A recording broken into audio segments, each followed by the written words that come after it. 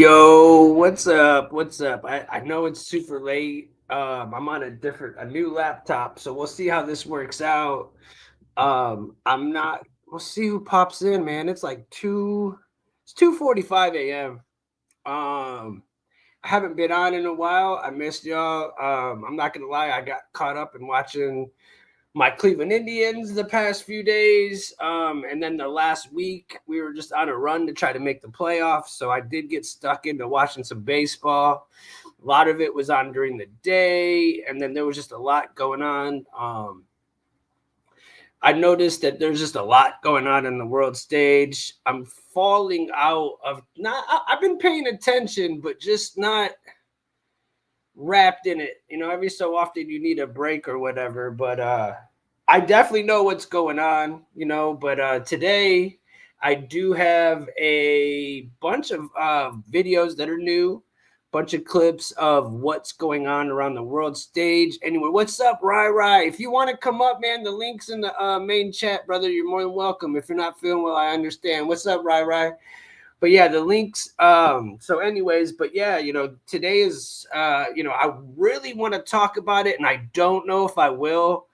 Is today's a Jewish holiday, or was. And in the UK, you know what? I'll just look it up and talk about it real fast before I really get into the video real fast. I didn't want to talk about the topic because I felt like it would take me down a crazy rabbit hole. But in the UK, today's a Jewish holiday. Let's see what they're saying here. Um, 4 hours ago. So this happened almost. Here we go. Let's do this one. I'm on a new laptop, you guys. So bear with me here. Bear with me. So it says here. Here's the story, guys. So two were unalived. I thought it was four people that were unalived, to be honest. I thought it was four. And outside of a synagogue in the UK, and the attacker. So let's see, what does it say here? Two Jewish men were killed and three other men were seriously injured in a terror attack outside a synagogue in the northern English city of Manchester on Thursday, authorities said. The vehicle and stabbing attack, of course it was a stabbing. Only in the UK. You hear about this in a different. If this was America, it would have been way worse. Only in the UK would someone get out with their damn pocket knife or machete or whatever they use.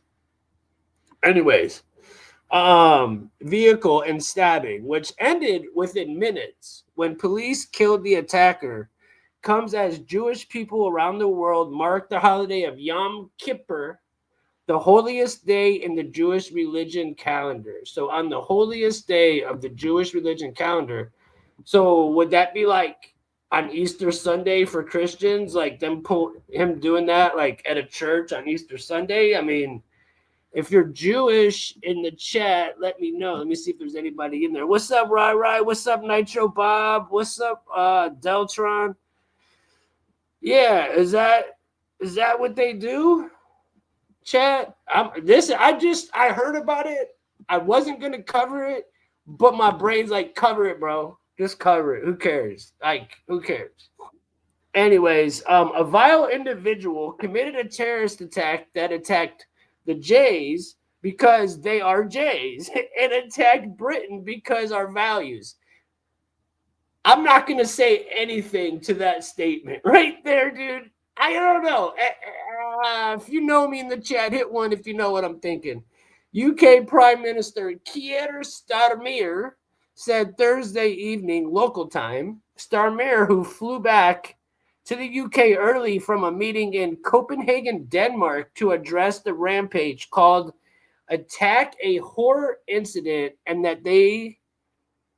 there would be more visible police presence. See, this is where, look, to protect the Jewish communities across the country. Okay, it's always the same thing. Let's use these specific groups of people so that they can bring in more surveillance. I mean, this just keeps happening, you guys. I mean, it's insane to me. It's like they always, they're using our emotions to control us, and it's obvious, like what they did with Charlie Kirk. It's the same thing, man. Like, investigators believe the attacker was 35. He was a jihad. Al-Shami, a British citizen of Syrian descent. Manchester police said in a statement noting that the formal identification had yet to take place. We are working on the attack. Here we go. This is what it looks like in the synagogue. Police said the attacker was shot by Pum Pum officers and later died. You know how dumb that sounds? The attacker wore a vest that looked like it contained an explosive device, which I wouldn't be shocked. Greater Manchester Police Chief Constable Stephen Watson told reporters. Police later said the device was deemed to be not viable. A bomb disposal unit was deployed to the scene. Imagine being the bomb guy having to try to disable it off of a dude that's just been sprayed. I'm Jewish. This is what somebody said here. I'm Jewish and absolutely terrified, Vicky says, who lives near the Hebrew congregation synagogue. It's just absolutely frightening because I'm scared for my own safety and my mom's safety. So let's bring in more security. Let's do that. Always, always, always, always.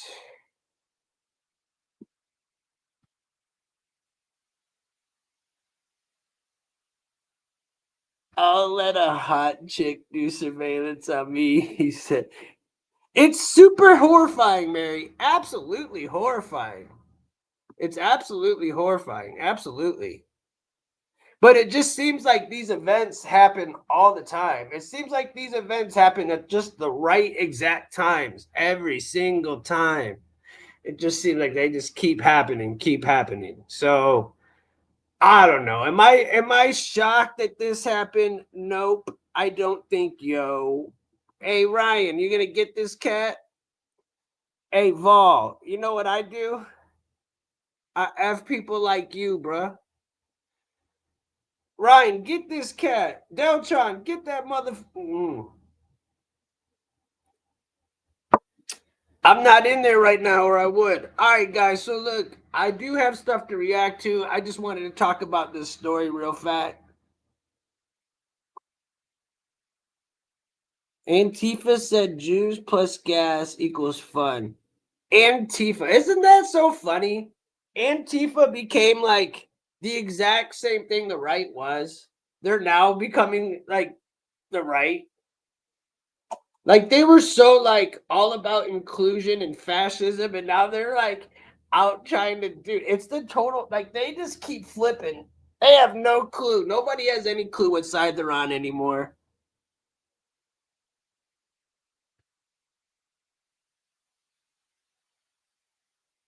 All right, I'm taking it down. All right, bro. If you write anything like that again, dude, you're getting deleted. I'm just letting you know, fuck boy. All right, so look, I'm gonna get into these videos now. Now, look, these are out of order, kinda. So this is gonna be true reactions. These are all new. World stage, whatever. But I think, oh, I'm not even in my studio right now, Ryan. I am actually in a different setting because I'm getting ready to switch over videos. So now I am going to get into what I got video wise and clips, and we're going to start reacting to some stuff. So I hope everybody's doing well. What's up, Gabe? I just want to make love to your butt. What's the big deal? Hey, man, clearly you do, Gabe. I bet you do. But the big deal is not you. I bet you're small enough that it wouldn't hurt me, bro. And I don't even take it like that. I'm just saying, you ain't no threat to this ass, son. Little Madniero. Is that black? Look what Antifa did in Portland on Sunday. Yeah, man. I hear you. Oh, I bet I am, Gabe. I know I am. Facts. Beautiful. All right, so let's see what we got popping, y'all. All right. Here's the first one. Y'all see it? All right, bet. Let's go. No? And thanks for watching. The reason this is getting attention is this actress is completely AI generated by a company called Particle 6. Tilly Norwood, 100% AI generated. By some company called Particle 6. She'll do anything I say. I'm already in love. Girl next door vibes.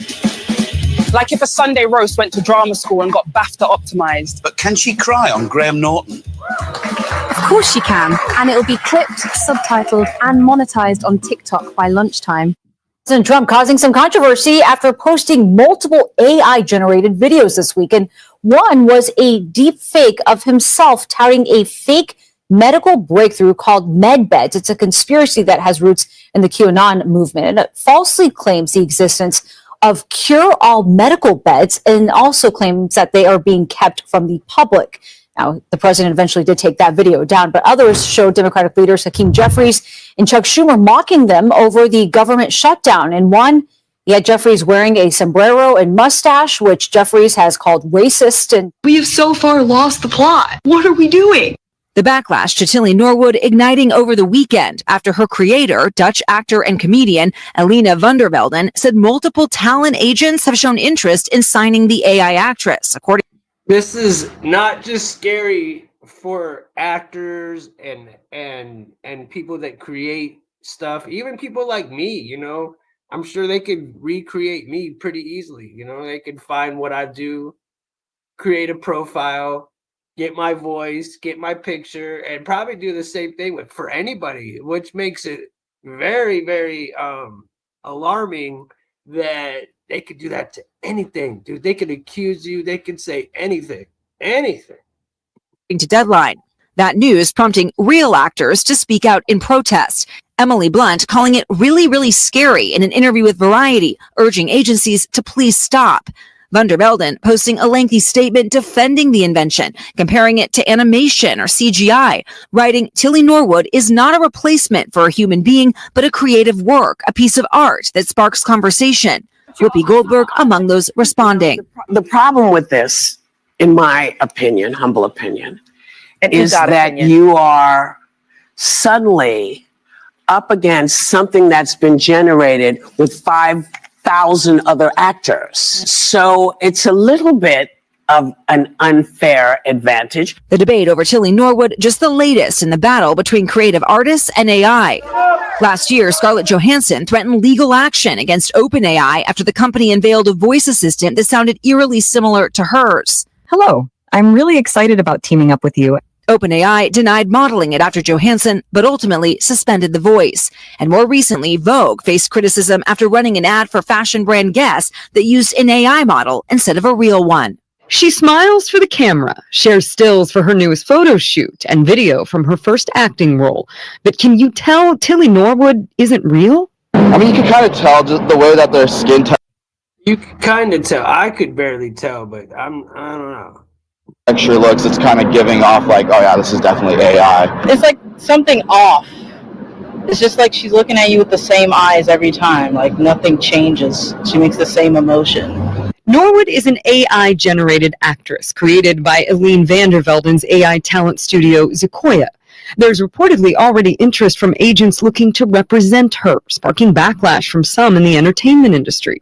In response, van der Velden posting a statement on Tilly's Instagram account, saying in part, "She is not a replacement for a human being, but a creative work, a piece of art. I see AI not as a replacement for people, but as a new tool." The term is AI objects.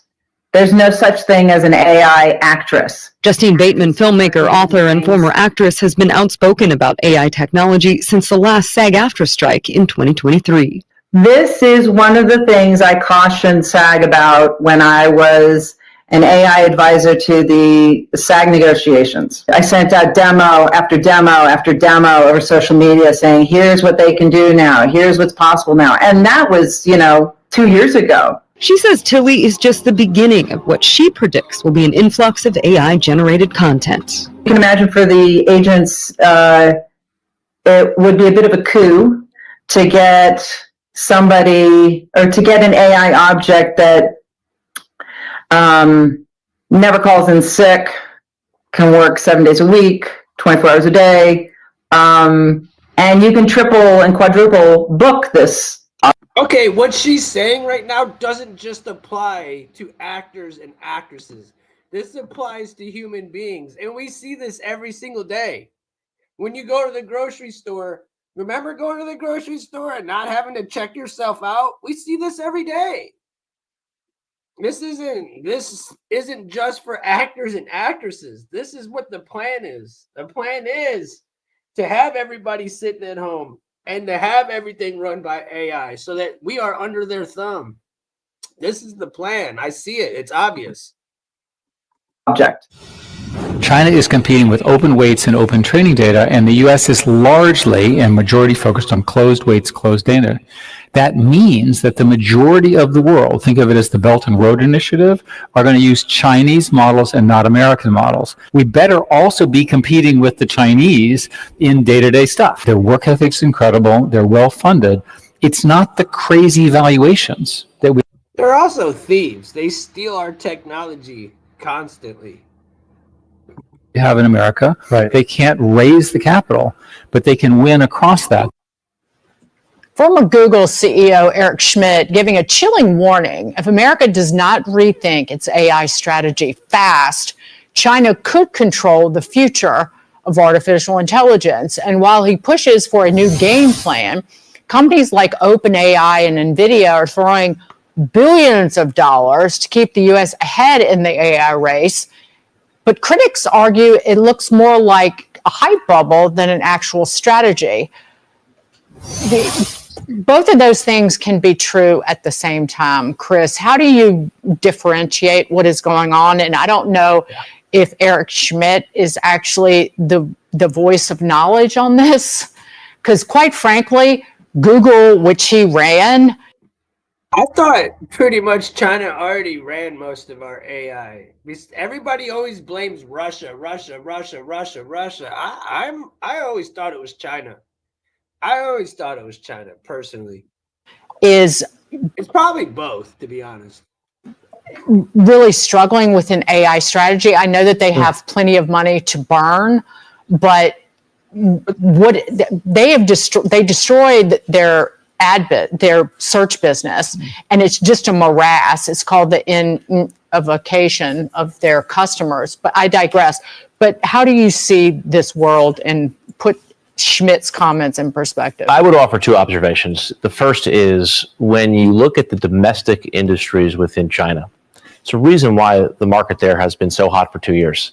I mean, the Chinese stock market has outperformed the NASDAQ over the last 2 years because Chinese tech, Chinese semis, Chinese software has really been the baton leader of the move that you've seen there. So certainly there's some protection of the domestic industries in that part of the world that seem to be reflective in the prices of the stocks. These videos that certainly catch a lot of attention. When you have the president of the United States pushing these AI-generated videos, what kind of concerns does that raise about the spread of misinformation, of disinformation? What kind of wider impacts could this have?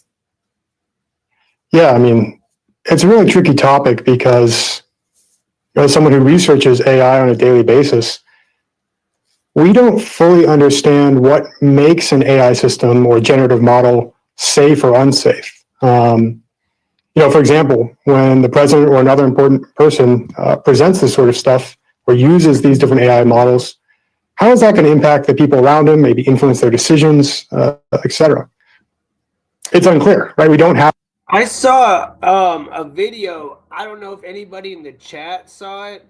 Tell me if it was fake news, if it was fake, but I saw a reaction to a video from whitehouse.gov where it showed Pokemon video. It was like a Pokemon entrance, but it had ice chasing after the illegals.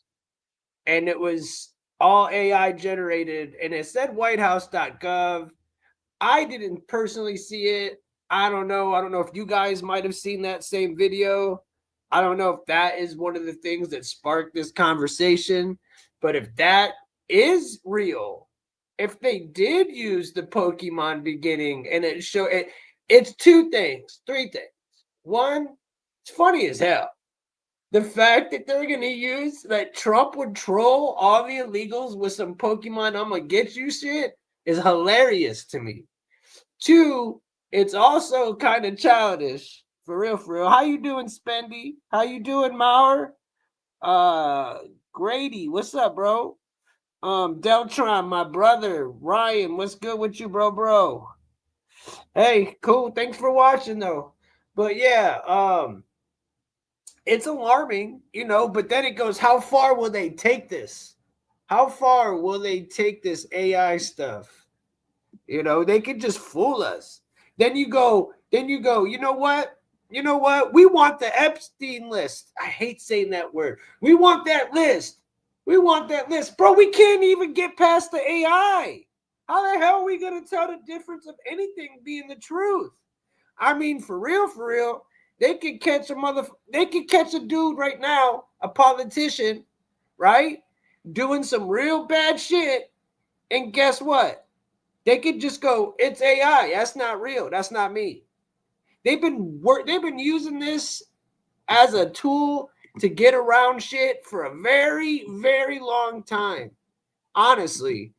And this isn't new. This isn't like a new theory. This isn't a new topic. This isn't the first time I've talked about this. It's just here it is in our face. That's all. How you doing, mixed martial artist? How you doing, brother? But it's just right in our face. You know what I'm saying? Now they're just really showing us like, hey, we're doing it now. We're posting it on the White House government page. Have a clear mathematical understanding of this issue.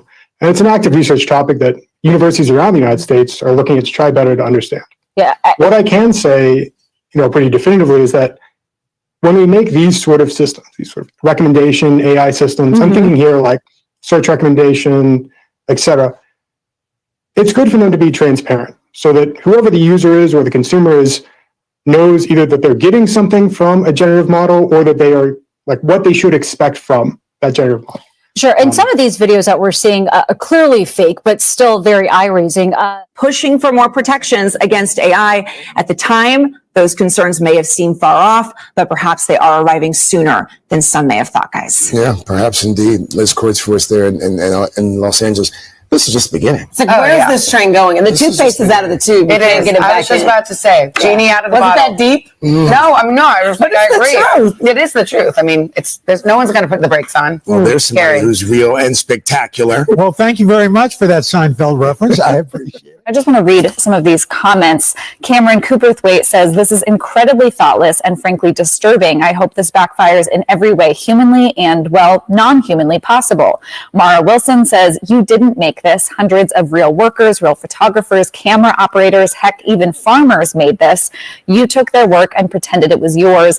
And Sylvie Turner says simply, wow, no thanks. We also are now seeing a statement from the Actors Union, SAG-AFTRA, which says SAG-AFTRA believes creativity is and should remain human-centered. The union is opposed to the replacement of human performers by synthetics. And they also say that they don't think. See, this is also predictive programming to you guys. This is just like desensitizing you to this. So they think, oh, well, they're attacking the actors and the actresses and the people that are way up. Like, I don't think they're high up in society, but a lot of other people may value their role in society. So then when it starts to happen to you, you're like, well, if it's happening to them, then, So I'm telling you, this is a very dangerous thing. That people want to see this AI-generated media. Now, the creator of this AI actress, Aline van der Velden, she's the founder of this company, Particle 6. She says this wasn't meant to replace human actors. She says, to those who have expressed anger over the creation of our AI character, Tilly Norwood, she is not a replacement for a human being, but a creative work, a piece of art, just as animation, puppetry, or CGI opened fresh possibilities without taking away from live acting. AI offers another way to imagine and build stories, but I have to imagine that's cold comfort to the actors who feel like this wouldn't exist without their work, and we're only going to see more and more of this. And where that line is, where that line is defined, and when it is passed, if it is. So, what do you guys think? Let me see what the chat says here. What's the chat saying to me? What's up, Daniel Barry? Long time no see, man. Happy Friday. How you doing, brother? Hope all is well. What's up, 110 Solutions? AI will take jobs away. Dude, they are. They are, bro. They're definitely already are. I mean, it's clear as day. I mean, even as far as even telemarketers. I mean, like anything, any job that can be done by AI. Why, like the lady said, why would you pay somebody when you could, when you could do it with a program? It's clearly happening right in front of us. Look at your grocery stores. Look at your grocery stores. Another guy with problems. Yeah, another guy with problems. That's dealing with sheep. That's my problem. What's your problem, bro? That's my problem. Anyways, I think this one's a little more world stagey. This one's gonna start getting a little more. I don't know what we're about to react to. We're about to find out, though. Here's the next one. Now it's gonna get more, I think, world stage shit.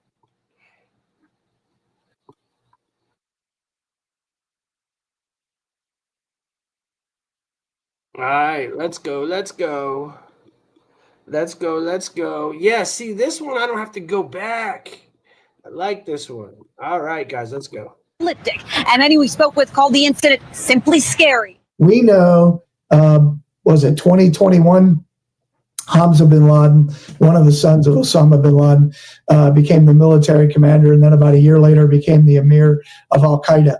And him and his brothers, Saad, Uthman, and Abdullah, are all in on the U.S. plot, which is Al Qaeda is targeting soft targets, specifically hospitals, medical centers, and other things like that. The intelligence is they've got police uniforms, utility uniforms, fire and rescue uniforms, because the intent is to have first the primary attacks on whatever soft target, including hospitals, and then secondary attacks. But the key is if they attack the hospitals and then are simultaneously doing other soft targets, there won't be anywhere in those cities to take the wounded people.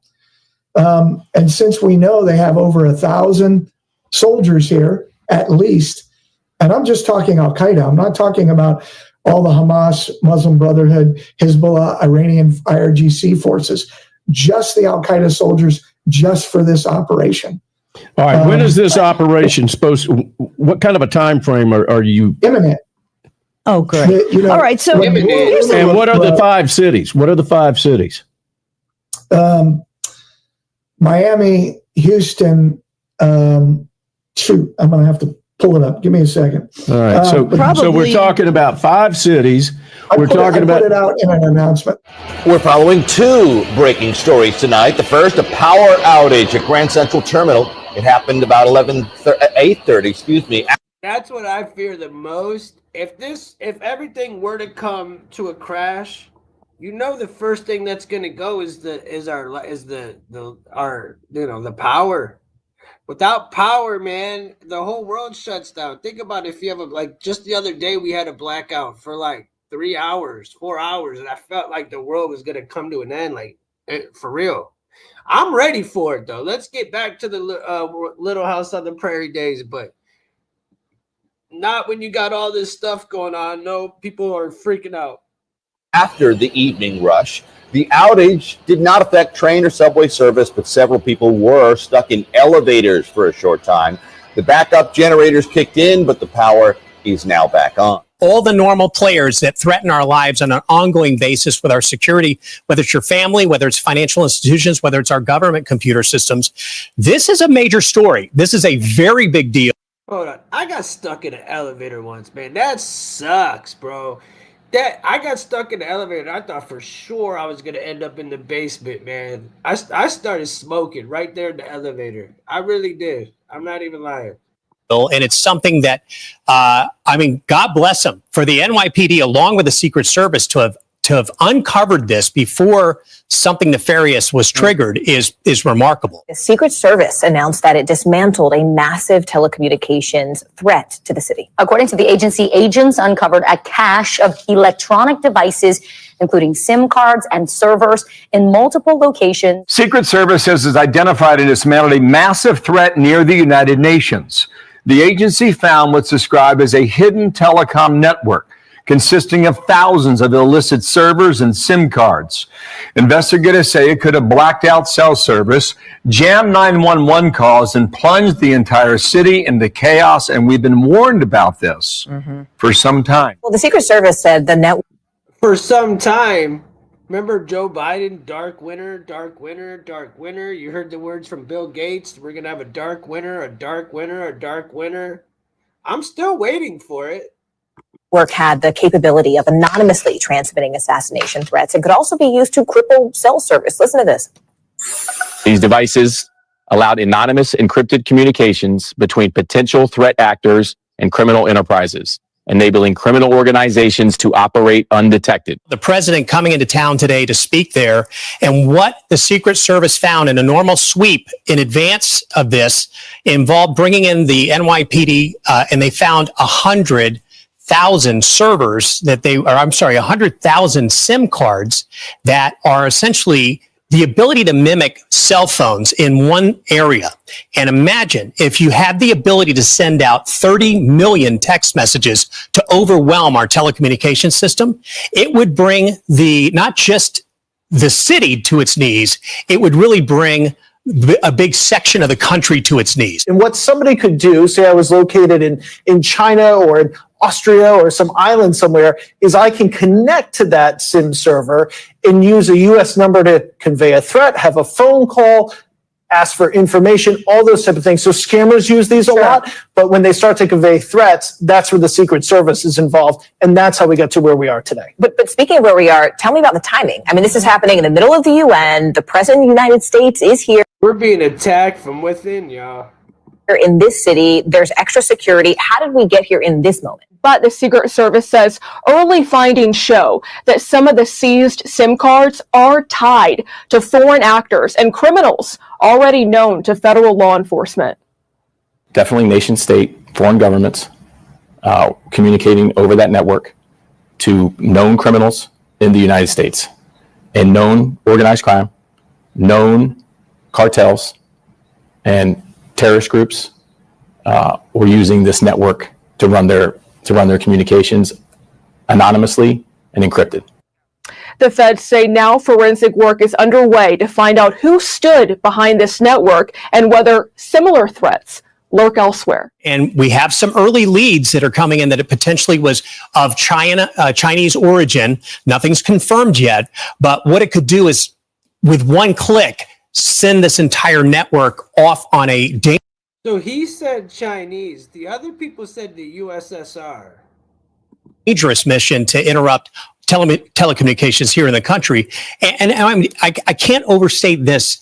The idea that we think this is isolated to the UN or the president's visit is far-reaching. It's far greater reaching than that, and we're just learning the tip of the iceberg of this. Meeting of military leaders who have been summoned from command posts all around the world by Pete Hegseth to hear his 1 hour long take on, quote, warrior ethos. I got a video that if I get to it, I want to watch. It's from Richie from Boston. It's just breaking down what was really going on. He compares it to some things, and it's really enlightening. Hopefully I can get to it. Is, if you can believe it, sounding even more weird by the hour. Yesterday, Donald Trump told NBC News that he will now be attending the meeting. Trump said this, quote, "It's really just a very nice meeting, talking about how well we're doing militarily, talking about being in great shape, talking about a lot of good positive things. It's just a good message. We have some great people coming in, and it's just an esprit de corps." You know the expression esprit de corps? That's all it's about. We're talking about what we're doing, what they're doing, and how we're doing.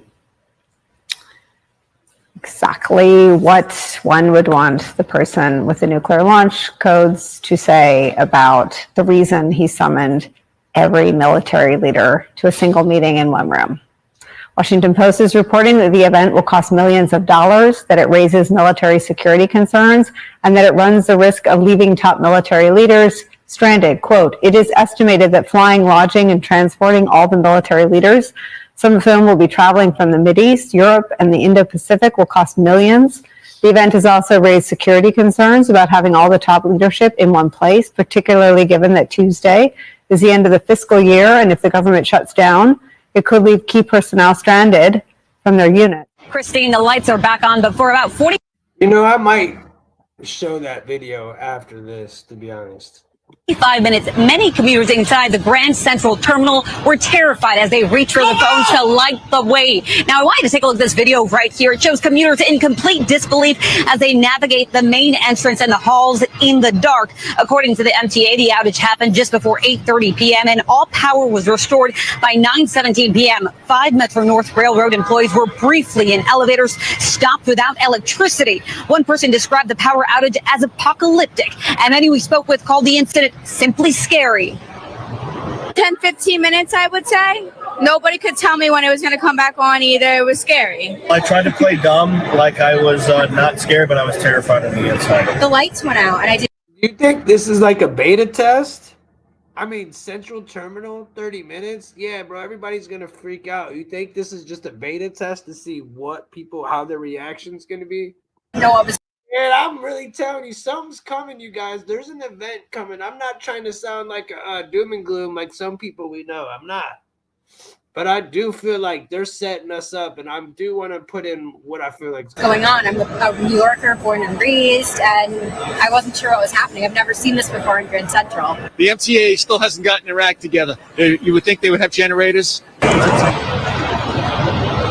And check out this video right here. As the lights come back on, you can see those chandeliers just flickering. The MTA says Grand Central Terminal experienced a drop in voltage to the feeder network and are working with Con Edison to investigate this specific incident. Now, we're told by officials that train service was not impacted, but commuters are being urged to check their Train Type app before they head out the door. Sorry, guys. I was trying to find the next thing. Hold on, guys. Sorry.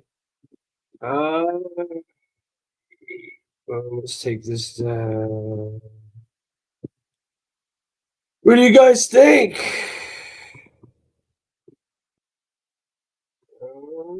Where am I at here? What do you guys think so far? Let's see, chat. What we got going on here? Yeah, crazy, right? Now, look, let me find this Richie from Boston video. I'm going to play the first half of it because he explains it all. He breaks it down to where, like, he compares it, which it's really weird because we've been talking about this movie Civil War for some time now. And he actually compares it to the movie Civil War, which is something that we actually been talking about. So now you guys, here it is. Hold on. This guy doesn't look. This is Richie from Boston. He's definitely keeps it 100. He's a veteran, and he's gonna explain to you what this meeting actually is from his point of view. Here we go. I'll only do the first part, and then if we get into the Antichrist part, I'll go back to his video. Hey, what? Let me make sure it's up. Is it up? All right, let's go. What's up, YouTube? It's Richie from Boston. It's the 2nd. It's October. It's 2025. That's what they tell us. It's all we got to work with, so that's what I'm going with. For simplicity's sake. Well, two things. I do have a copy of the notes from Peter Thiel's first seminar, and I'll be reading and going over with you. I'm at a rest stop in Louisiana. Can you see the bayou right behind me? Yeah. Gators, things like that. Beautiful. Beautiful. I just met a subscriber and her son. He was enamored with my truck. I let him sit in it, so forth. Gave him a flashlight. I don't know. At any rate, Peter Hegseth, the Secretary of War, he got all the generals and admirals and everybody together in one big room, and now the secret is out. The secret is out. Do you remember in the video I made about China where Trump said China's showing their parade was supposed to scare us or make Americans afraid, this, that, the other thing? And I explained all that. And strangely, 5 days after China's show of strength, their military forces, which would demolish ours, except I don't believe China has secret weapons like the United States does, UFOs, things of that nature. But I digress. Do you remember I said that 5 days after that event, the Pentagon decided they're going to drop a directive that's been in place since Obama was president, and they're no longer going to worry about China. They're going to focus inward. They're going to focus all their attention on South America and North America.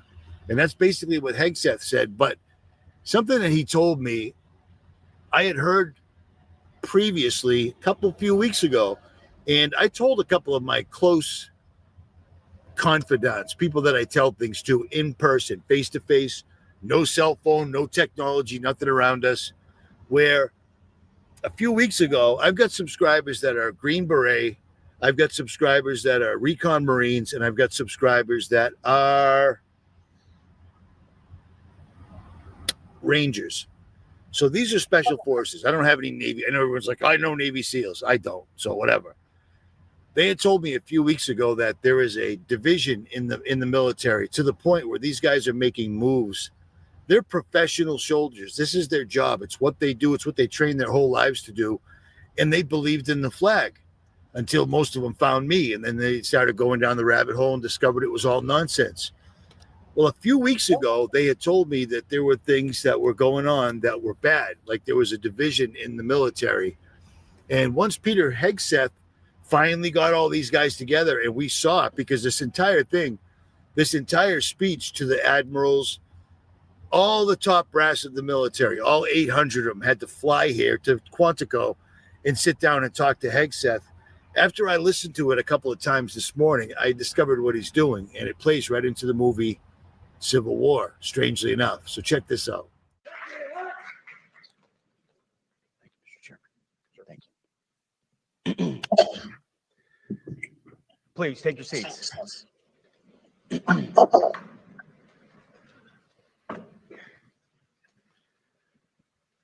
Well, Mr. Chairman, the Joint Chiefs, generals, admirals, commanders, officers, senior enlisted, NCOs, enlisted, and every member of our American military, good morning. Good morning and welcome to the War Department, because the era of the Department of Defense is over. You see, the motto of my first platoon was, "Those who long for peace must prepare for war." This is, of course, not a new idea. This crowd knows that. The origin dates to the 4th century Rome and has been repeated ever since, including by our first commander-in-chief, George Washington, the first leader of the War Department. It captures a simple yet profound truth. To ensure peace, we must prepare for war. Now I'm not going to play the entire video because it's 45 minutes long, but I'll leave a link below so you can watch it for yourself. But what he does is he says lots of things like FAFO, F around and find out, something that, the Department of War guy should be saying. But basically what he said in this entire video was no more transgenders, no more generals or colonels wearing dresses, no more anything that makes the United States Army the joke, or the United States military the joke that it's turned into, with all these blue-haired people, and drill sergeants can't yell at you anymore. You just hold up your stress card. Wasn't like that when I was in basic training. Everything that they've done for the last, 20 years to make our military into an underfunded joke, they're going to fix it all. But here's the best part.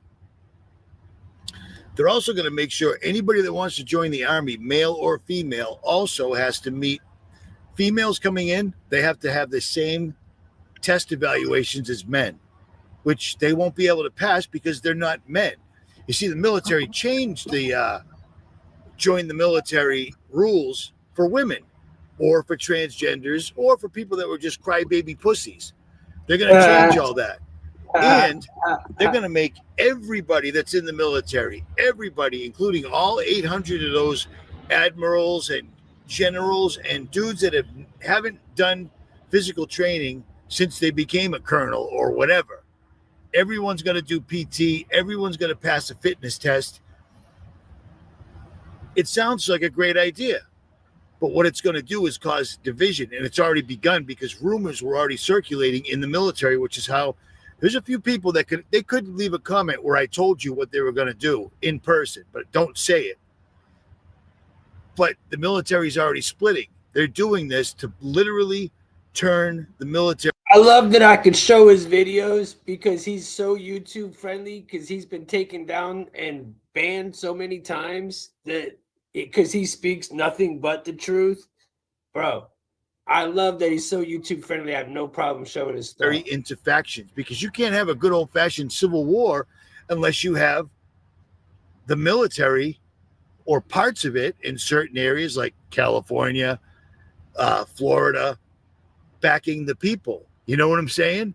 That's exactly and only what they're setting this up for, is so that it splits the military down the middle, because certain commanders can get their hands on a whole battalion and all the weaponry and all just like this. We now have soldiers on the ground in Memphis, Tennessee. So we've got Memphis, Tennessee, we've got Washington, D.C., we've got Portland, Oregon. Troops, and it's going to continue. It's going to keep going. It's going to continue. And then apparently we're getting ready to start with Venezuela, which will cause, well, it won't cause, it'll allow them to start doing attacks on the border states, Arizona, California, Texas, etc. They'll do attacks and then blame it on, whoever they blame it on, because that's what they do. Understand this. This is, like I said, this is all happening, but this was a huge step right now, because they're literally going to usher in the movie Civil War into real life. That's all this guy was talking about. All the words he said sounded great. Most people, if you read the comments, people are loving it. Totally loving it. Right over here at the Department of War YouTube channel, the more you sweat in peace, the less you bleed in war. True courage does not mean being able to take a life. We're not talking about hot yoga and stretching. This is the best thing I've heard since 2019. This presentation is simple and true. Our troops should be in shape and meet more physical standards. I hear you. And you know what? That goes without saying. They are the ones that completely screwed up the military. They're the ones that dropped the standards, that dropped the regulations, that allowed colonels to go and publicly post themselves wearing dresses and things like that. They allowed that. Quid pro quo. Order ab cow. Those two phrases are all you ever need to know. Order out of chaos. How do they gain from this? All of this is going to play out. And now it makes sense that the people that were contacting me, that I had to go meet face to face, because you can't trust technology in any way whatsoever at all.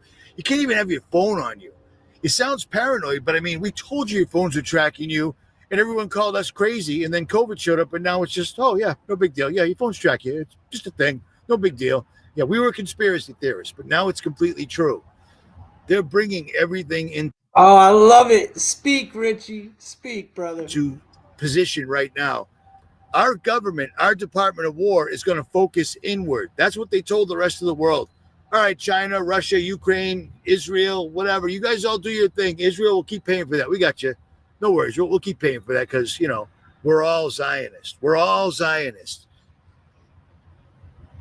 They're bringing everything back home, and people need to be ready for this because this is no longer a conspiracy theory. It's simply showcasing their plans, and they're telling us their plans. When I listened to his speech this morning, it's 45 minutes long. It's a long speech, and it sounds good, but it makes zero sense when you think about where we're at right now and why all of a sudden our military machine needs to be focused on America and South America. Because, like the Bible tells us, they need their 10 kingdoms. So Trump is going to solidify North and South America, and then there you go. You know what I mean? It's crazy, but that's what the Hegseth meeting was about.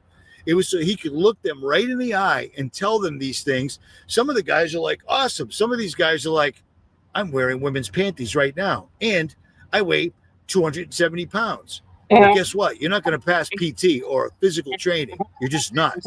And the body weight ratio is actually crazy because it's from like the 1950s. But these guys are, I mean, all of a sudden your cushy jobs are over. Guess how many of them are going to turn? Guess how many are going to turn? This is crazy. This is crazy. But there, as they say, is that. There's your answer. That's what Hegseth did. And I'm telling you that from a position of authority because I heard about this before this even happened. I thought it might have been a setup to take them all out, but that is not the case whatsoever at all. Okay, so the second part of this video is going to be the lecture notes from Peter Thiel's first. All right, hold on.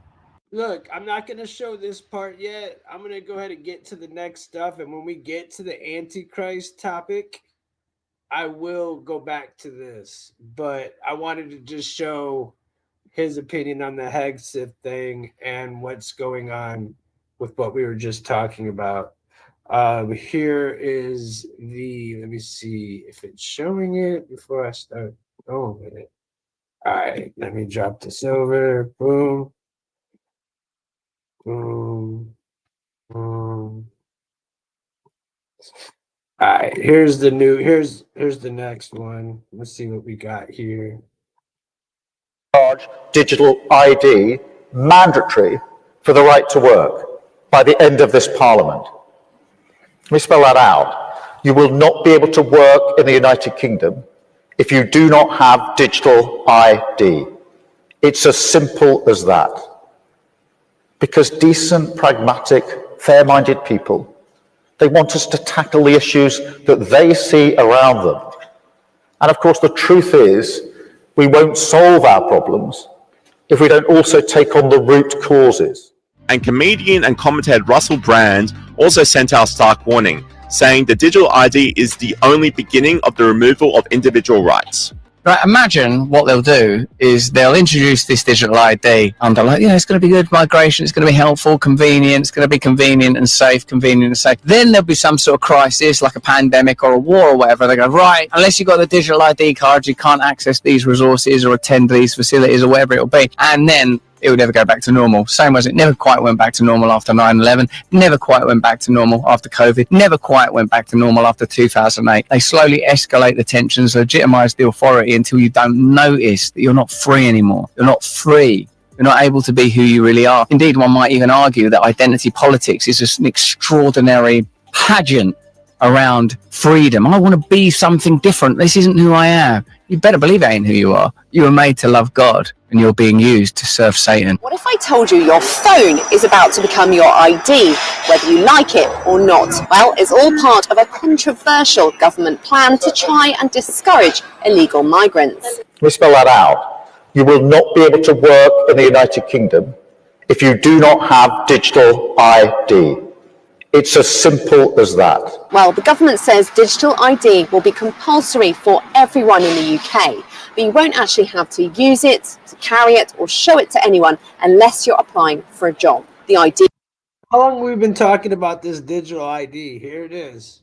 This is, again, this was a conspiracy. To all the young ones, to all the people that don't know, we've been talking about this for years. Now it's being implemented, and this was a conspiracy, y'all. This was something that we were called crazy for talking about. It will be held on your phone, like the NHS app or a bank card, and it'll include your name, date of birth, nationality or residency status, and a photo, and possibly your address as well. By the end of 2029, you'll have to show it to your employer to prove you have the right to work in the UK, or they could be prosecuted. The government says it'll also make life easier when applying for services like driving licenses, childcare, or benefits. All European countries have ID cards. Some of them, like Estonia, have digital ones too.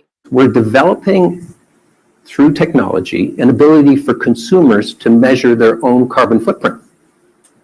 What does that mean? That's, where are they traveling? How are they traveling? What are they eating? What are they consuming on the platform? Why did, the World Economic Forum, these people are just horrible people. They think they could really just tell us how we're going to live our life and what's going to happen. If you don't listen to these people right here, I don't know what to tell you, but everything that they've been saying since Agenda 2021 it's coming true. So, individual carbon footprint tracker.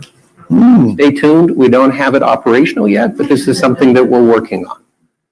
In the words of Cilla Black, surprise, surprise. The government worked on this from 2021. They allocated £400 million towards their digital identity program that they're calling the BRIC card. They're telling us it's going to solve the boat crisis. Absolute nonsense. This is part of a World Economic Forum plan to lock us. Okay, goofball in the chat. Here we go. Okay, Goofy in the chat. First off, yes, it's implemented in China. Of course we've been wanting to get rid of we didn't want to be it. Now it's heading to the UK. Now it's heading to Europe, and then it's going to come to America, dude. Obviously it's been in China. Duh. The fuck you mean? You act like you're telling us something, bro. Of course it's not. They've been on a social system forever, bro. What are you talking about? Who are you trying to school, bro? You don't even know what you're talking about. Just sit back and listen, bro. Go back to class. Down, and it's all about control. Is it? I'm just wondering whether you're reading from Scotland, whether actually people might not, if you're Scottish nationalist, you might really resent having to tap an app that's called Brit app and Brit card and has a Union Jack on it. I'm not a British nationalist. I'm a realist. And I'm a Scottish nationalist. It may not be you. I'm asking you to think about other people for a second. If there are people who are Scottish nationalists, they may object to having an app that's called a Brit card with. Again, we absolutely called it, you dumb fuck. We absolutely fucking called it, retard in the chat. We did. We said eventually China is going to come here. But before they come here, they always test everything on Europe. Are you dumb, bro? You must be in the beginning, bro. You must be stupid. Because we've been talking about this for over a decade. Are you dumb, bro?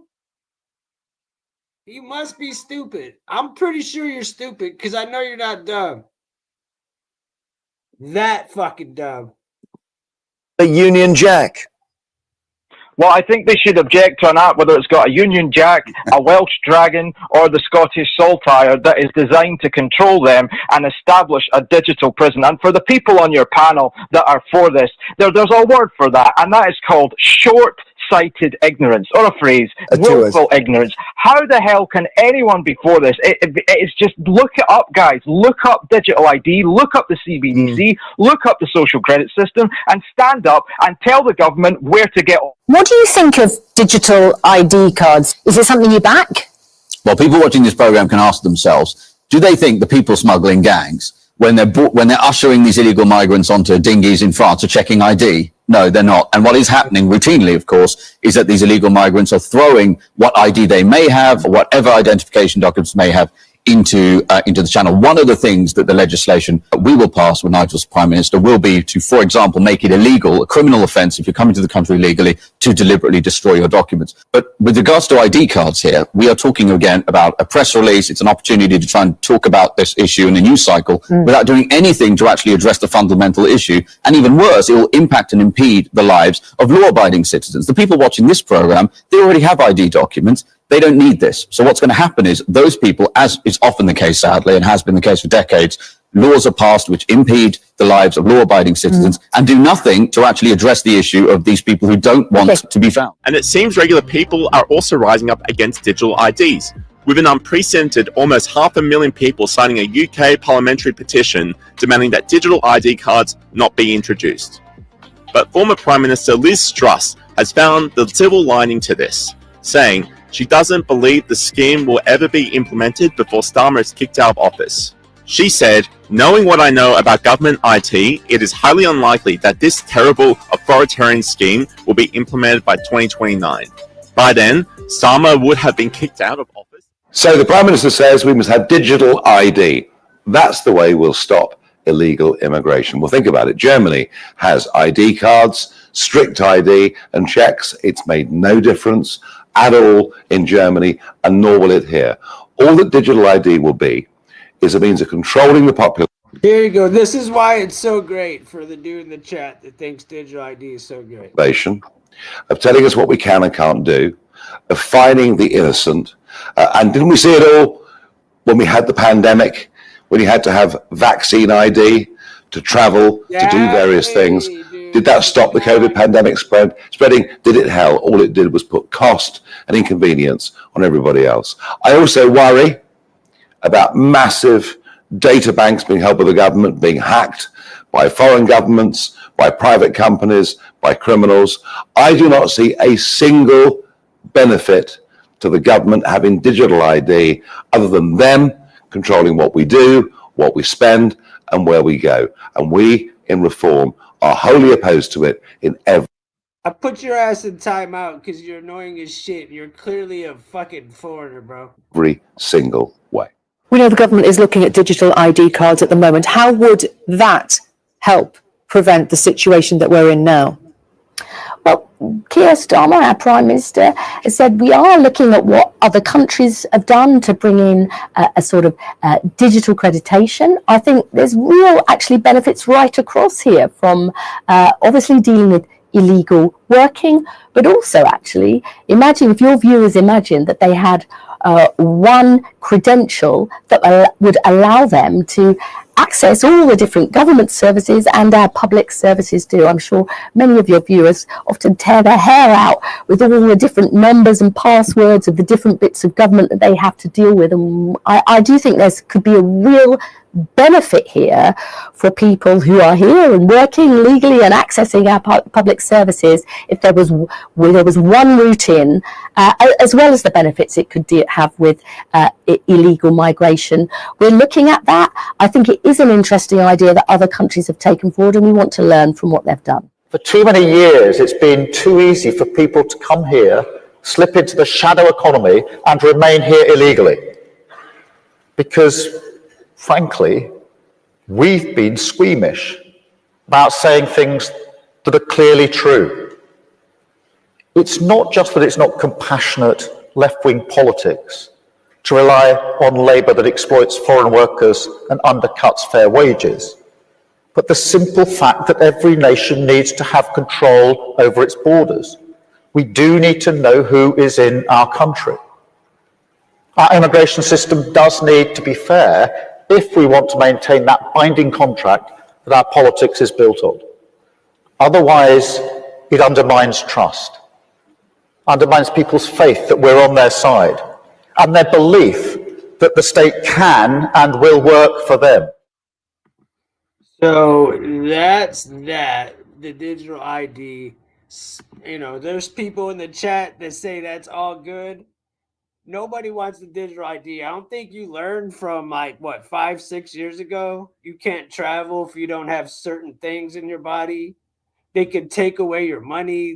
Dude, it turns into a whole other thing, bro. It's a social credit score where, you say the wrong thing, you don't take. I mean, it like the person said in the chat, it stems from China. You know what I'm saying?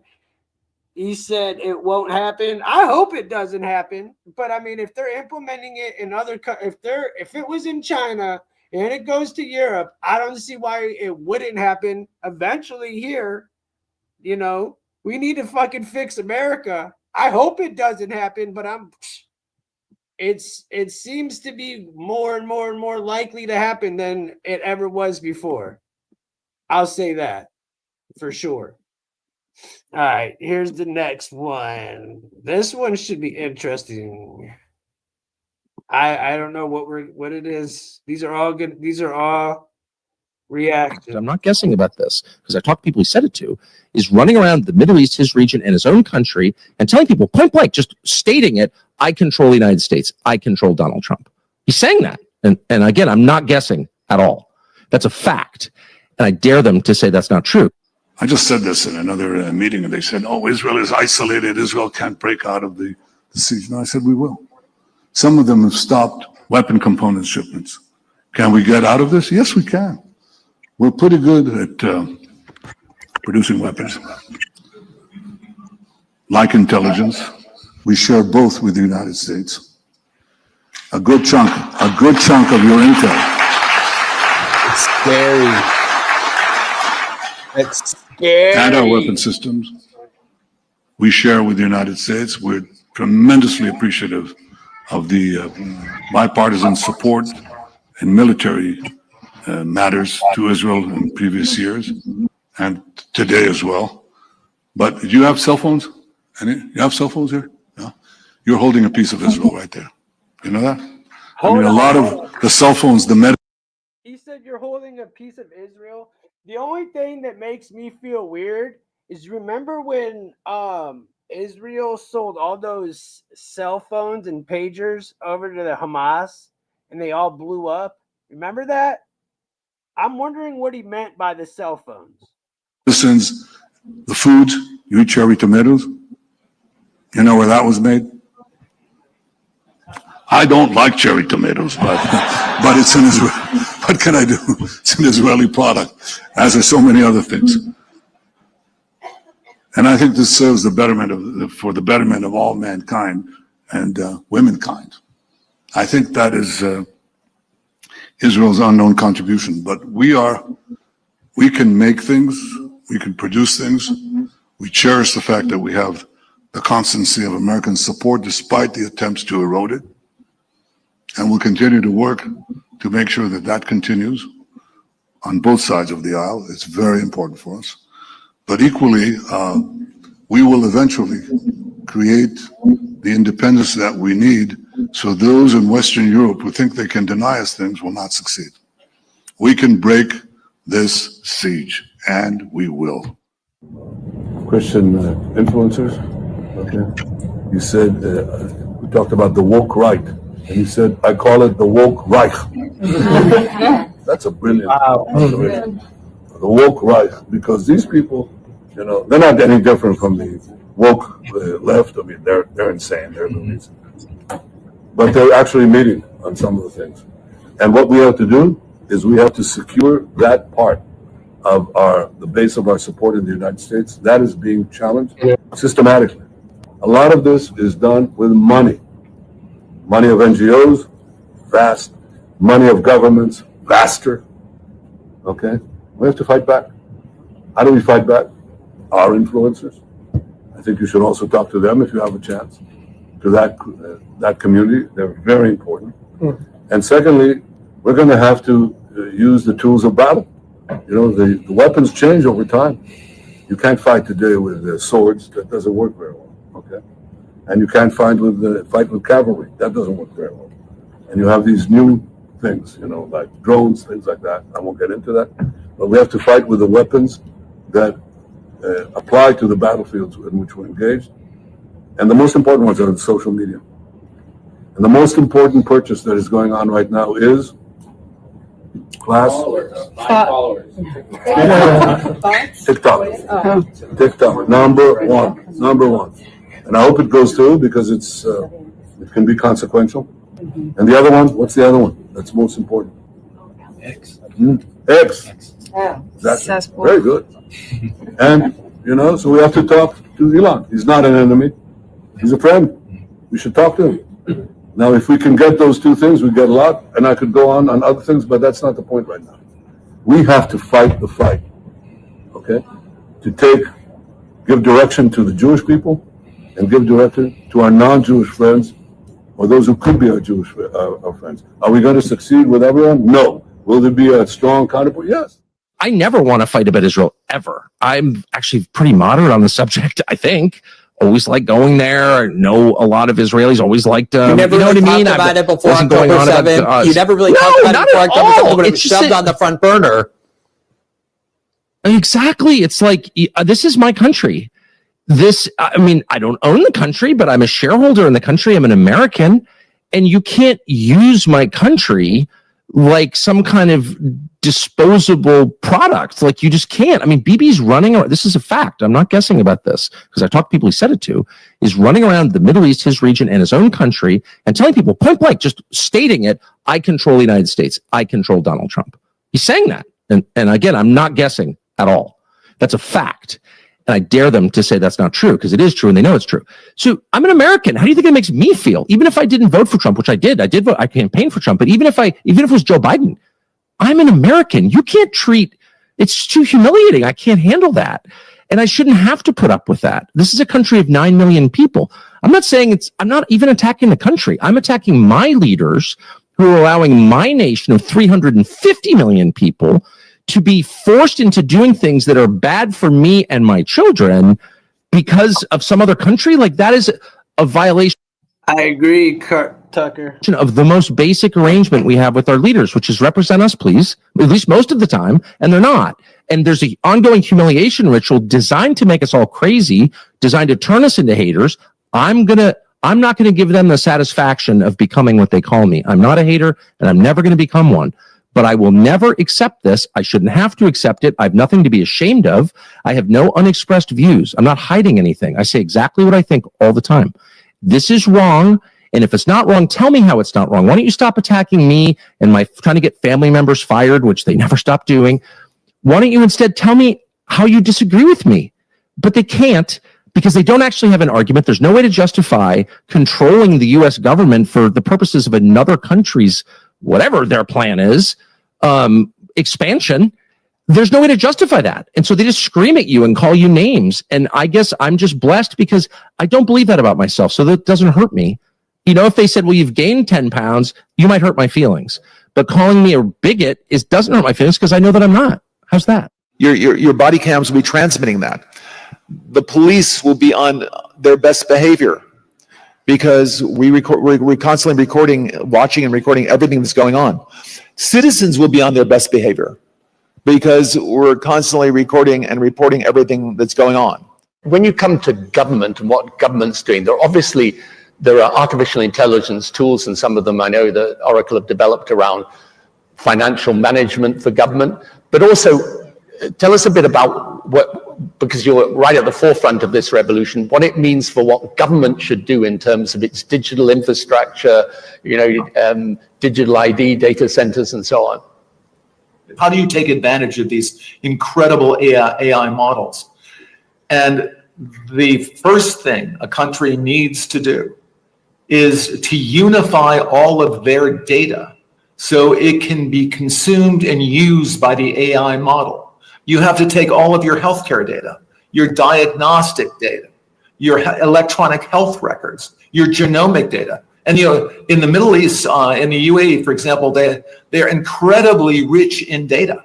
They have a lot of population data. The NHS in the UK has an incredible amount of population data, but it's fragmented. It's not easily accessible by these AI models. We have to take all of this data we have in our country and move it into a single, if you will, unified data platform. So we provide context. When we want to ask a question, we've provided that AI model with all the data they need to understand our country. So that's the big step. That's kind of the missing link. We need to unify all of the national data, put it into a database where it's easily consumable by the AI model, and then ask whatever question you like. So you're really, through the use of this, you're revolutionizing the way government works, right? The services it provides, the way that it operates. What about things like financial management, procurement? How can AI help a government operate more efficiently, more effectively, give a more direct and better service to the citizen? Well, we have these modern financial systems. So, countries can, and all, for example, the AI system will help you do that. But again, the secret is to get all of that data in one place. Without having the basic data, it cannot answer the question about your country. I think countries are very uncomfortable with keeping their data in other countries' data centers. So I think part of our essential infrastructure, just like airports obviously need to be in our country, or they're not terribly useful. Ports need to be in our country, and they're not terribly useful. Data centers, because of the privacy requirements around the data, need to be in our countries, or they're not terribly useful. They need to be in our countries, but they also need to be secure. And there are new technologies right now. This is the last year you will ever log on to an Oracle system with a password. Next, by the middle of this year, I'm quite certain you are Tony Blair. And so how do I know? Well, I look at you, I hear your voice, I listen to the kind of questions you ask. I'm pretty sure you're not synthetically created in having this conversation. The security system, we have biometric logins. The computer recognizes you. It recognizes your voice. It might ask you to put your index finger on the return key. And we're absolutely certain it's you. There's no reason to enter a password. In fact, passwords are too easily stolen. Data centers and data is being taken hostage all over the world. The ransomware business is a very, very good business. It's getting bigger and better every year. We tend not to talk about it because the American FBI has a simple advice to someone whose data has been ransomed. Just pay them because there's nothing we can do about it. But there is something we can do about it, not after the data is stolen, but before the data is stolen. We can make sure that we're using the latest security technology, and it is going to be biometrics assisted by AI to make sure that you are in fact Tony Blair, and I'm sure you are.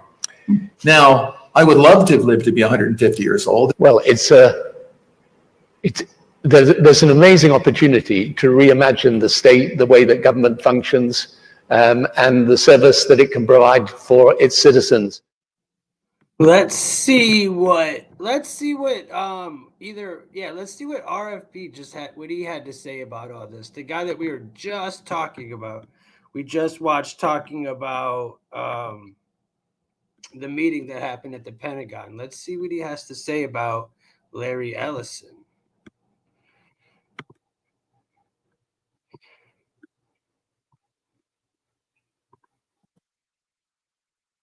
Let's go.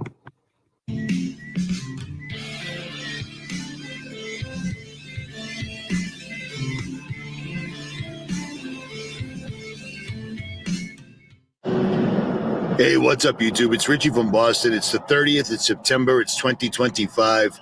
And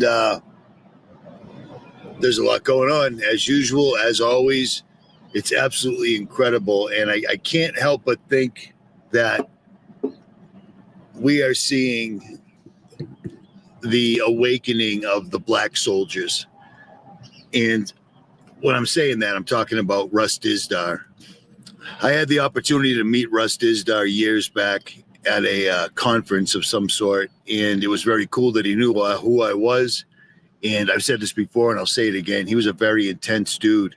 And something he talked about an awful lot was the Black Awakening where people were literally being used as pawns using MK Ultra, using 5G. He didn't say 5G, but he said MK Ultra, things of that nature. And I think we're seeing it now, because it turns out that, strangely enough, once again, the shooting in Michigan and the shooting in North Carolina, both of those events had books automatically uploaded to Amazon, and they were published the day before the events.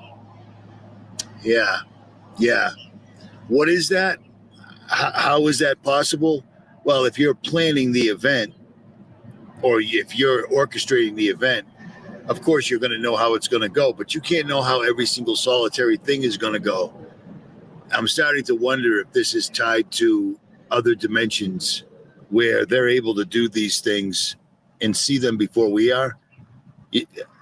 I know it sounds crazy, but think about the Mandela effect. Luke, I am your father. I was there. I was 9 years old. I saw him say it. Do you guys believe in the Mandela effect? Say in the chat if you do. James Earl Jones said he said it, and now he doesn't say it anymore. So we're living in a really crazy place right now. But here's the funniest part of all that. This is what everyone's talking about. Charlie Kirk,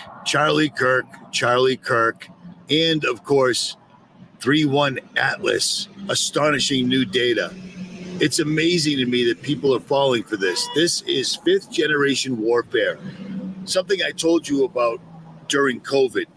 Remember when I was doing live streams and we found out about 5th generation warfare and I started explaining it to you?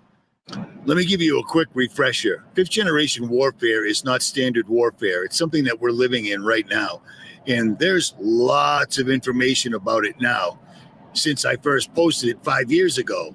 For instance, for most people, war conjures images of tanks rolling through the cities, jets flying overhead, and soldiers exchanging gunfire.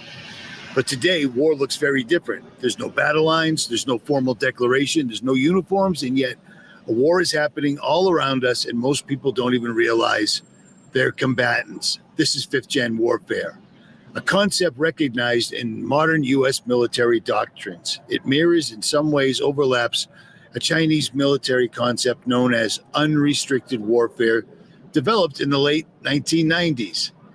Well, think about this. 5th generation warfare is nonstop shootings, every place, mass shootings, and it's always blamed on a conspiracy theorist, a Christian, or a soldier, an ex-military guy, which I'm all three. Beautiful. Or it's them blowing up chemical processing plants in your town. So first they poison the air and you lose your job because the chemical plant's not there. And then the EPA and the government come in and they say, you'll be fine. These chemicals, they'll be fine. It's taking trains off the tracks. It's flooding the country with drugs, which they've done. They did that. They allowed that to occur. Do you see what I'm saying? And then it's nonstop wars overseas or just sending money to other countries that are using it to go to war as a proxy for the United States, taking your money and causing the national debt to just keep going up, up, and up. And like I've been saying for 10 years now, the national debt is out of control because it's like an all-you-can-eat buffet, and they're never going to pay the bill, period. They're going to steal your 401ks, your IRAs, and your Social Security. Mark my words. That's what they're using. We're the enemy. We are the enemy. You need to understand that. I don't get why people don't get that. Corporations have taken over our government a long time ago, but now they're actually openly out in the open doing it. 33 of them meeting at the White House. You know what I mean? 33 tech giants meeting at the White House. The government being lobbied by hundreds and hundreds of millions of dollars by big tech to do whatever they want. 10-year moratorium. You can't do anything about regulation. Well, that bill got dropped, but then it got picked back up again in the background, thanks to lobbyists. This is insane that we're seeing all this happen right now. Here's the deal.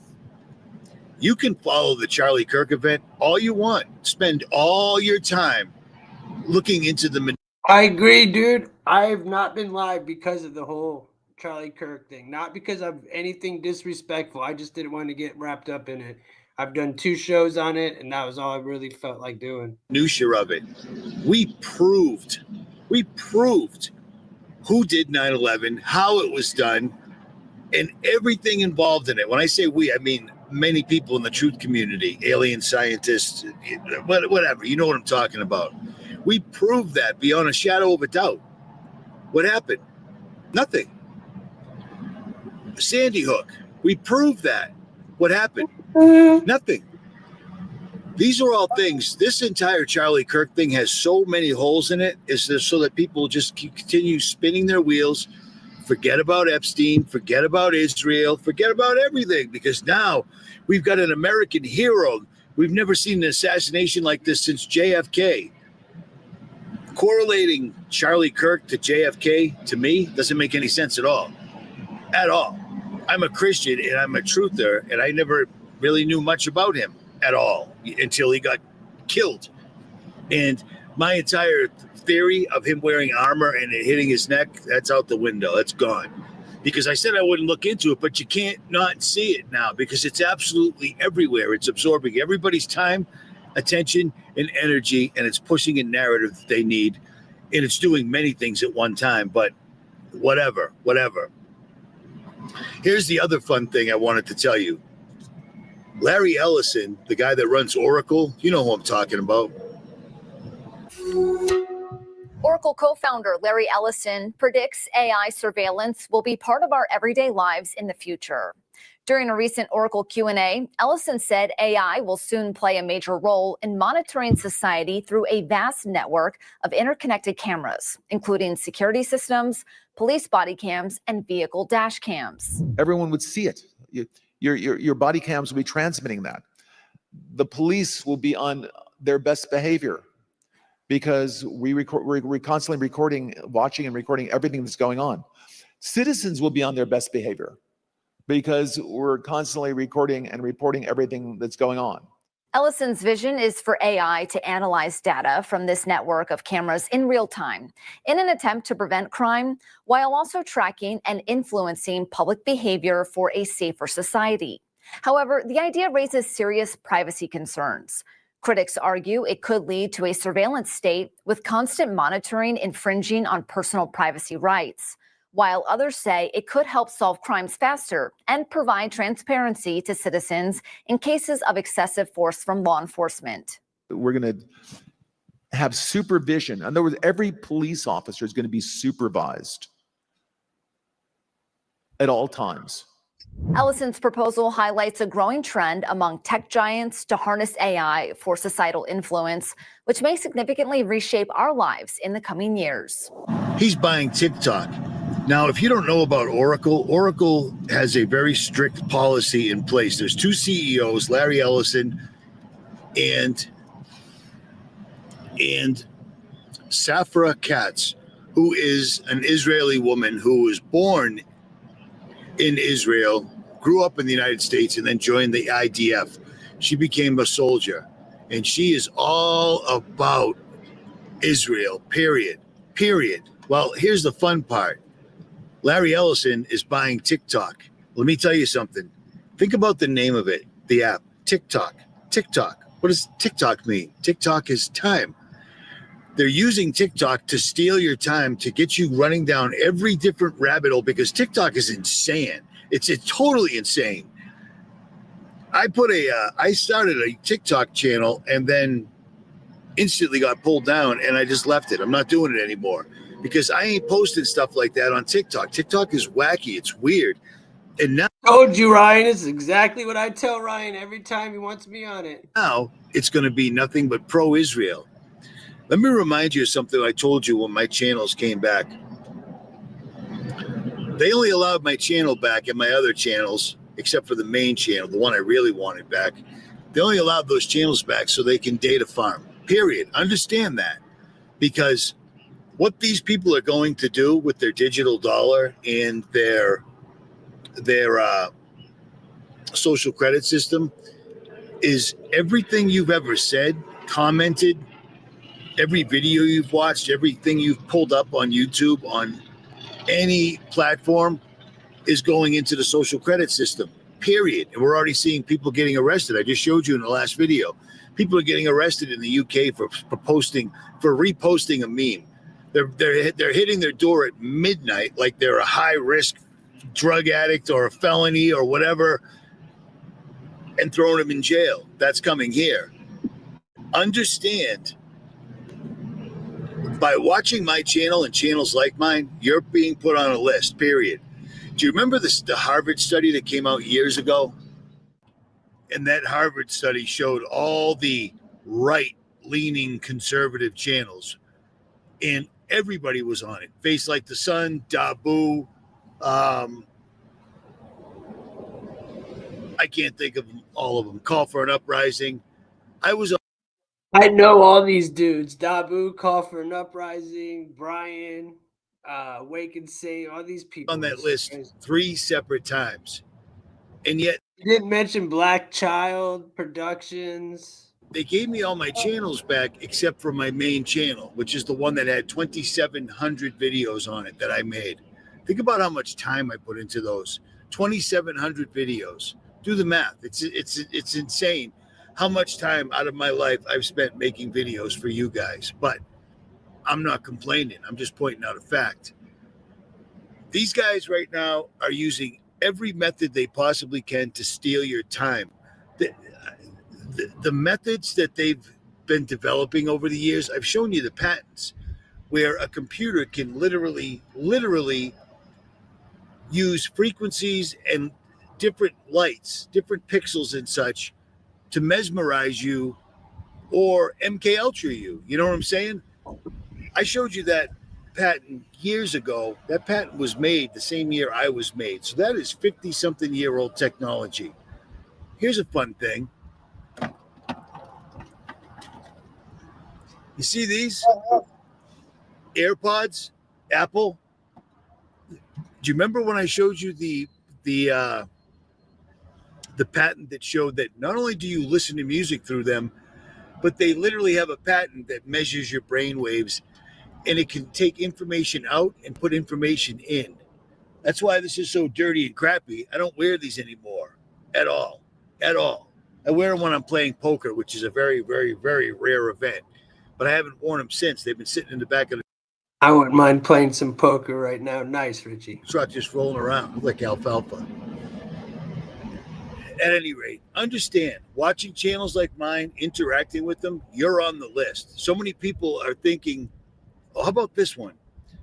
Gold and silver, how will that work if everything's a digital dollar?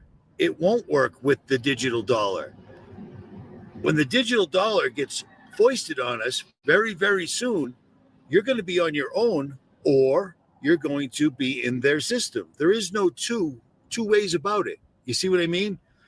Why do I drive the country so much for the last 10 years? Because I meet people face to face. Some people are actually squared away. They plan on enduring to the end. So gold and silver will be the only medium of exchange that they have with other people in their network, because they've actually been taking my word seriously, because unlike most channels, A, I show my face, B, you know where I'm from, what my name is, it's no big deal, and C, I've left all the links, all the patents. So it wasn't just me talking. You literally could look it up for yourself. And hey, lo and behold, chemtrailing, that's not real. Yep, turns out actually. So those are the chat that we're bitching about. This guy taught me everything I know. Just his rant, do it for me, brother. It's 4:12. Wait, shit, it's 4:21. Spark one up if you got it. I'm about to. Actually, it is.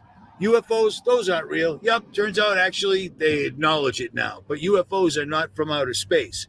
It's one of the main reasons I tell you about biblical cosmology. Remember when I said it didn't matter? I was wrong. And I came out and made numerous videos saying I was wrong. The shape of the earth doesn't allow for a 3-eye atlas to show up because it can't. It can't. The only thing that's going to show up is going to be Project Bluebeam, a false flag alien invasion, which they've been planning on doing forever, and holographic imagery and things like that we've never seen before, as well as other dimensional beings. Men's hearts will fail from fear. The Bible is literally... No, this is not live. I am reacting to his live. We were talking about Larry Ellison, so I pulled up a video of him talking about Larry Ellison, but I got interested in what he was saying. Playing out in real time right now. You see what I'm saying? But I just feel like this stuff's important to get out, to be honest.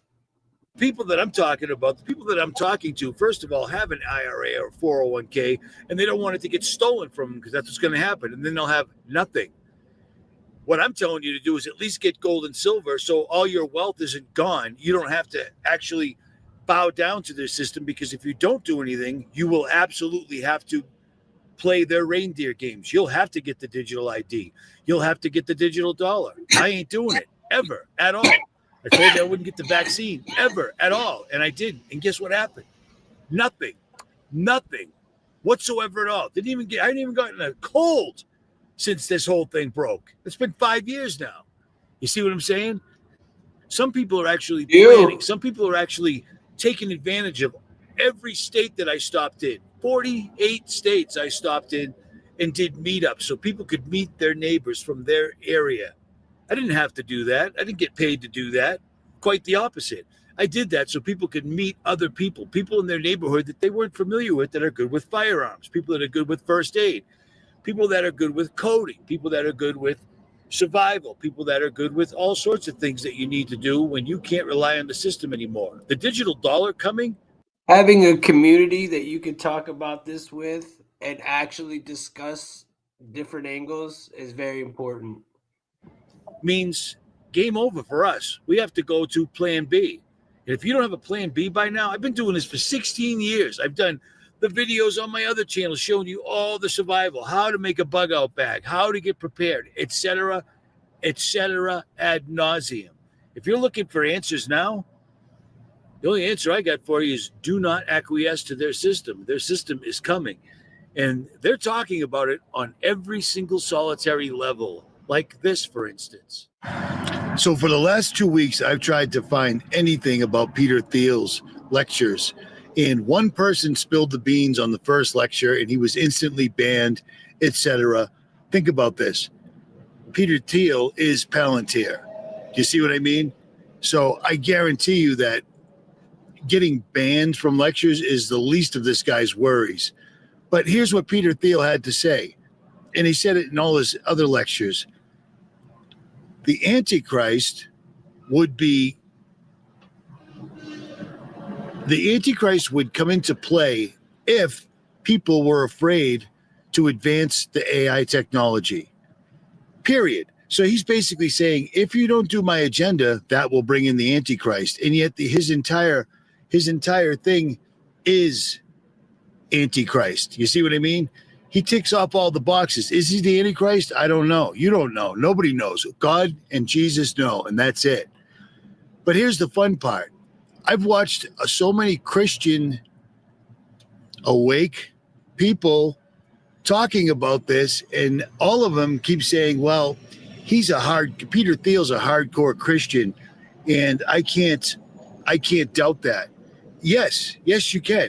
Peter Thiel's not a Christian. That's complete and utter nonsense, because being a Christian means washing yourself in the blood of Jesus Christ and then being born again in water, like it says in the Bible. And then it says to repent, turn away, repent for your sins so you can be born again. That means stop sinning and turn away. Peter Thiel's married to a dude, okay?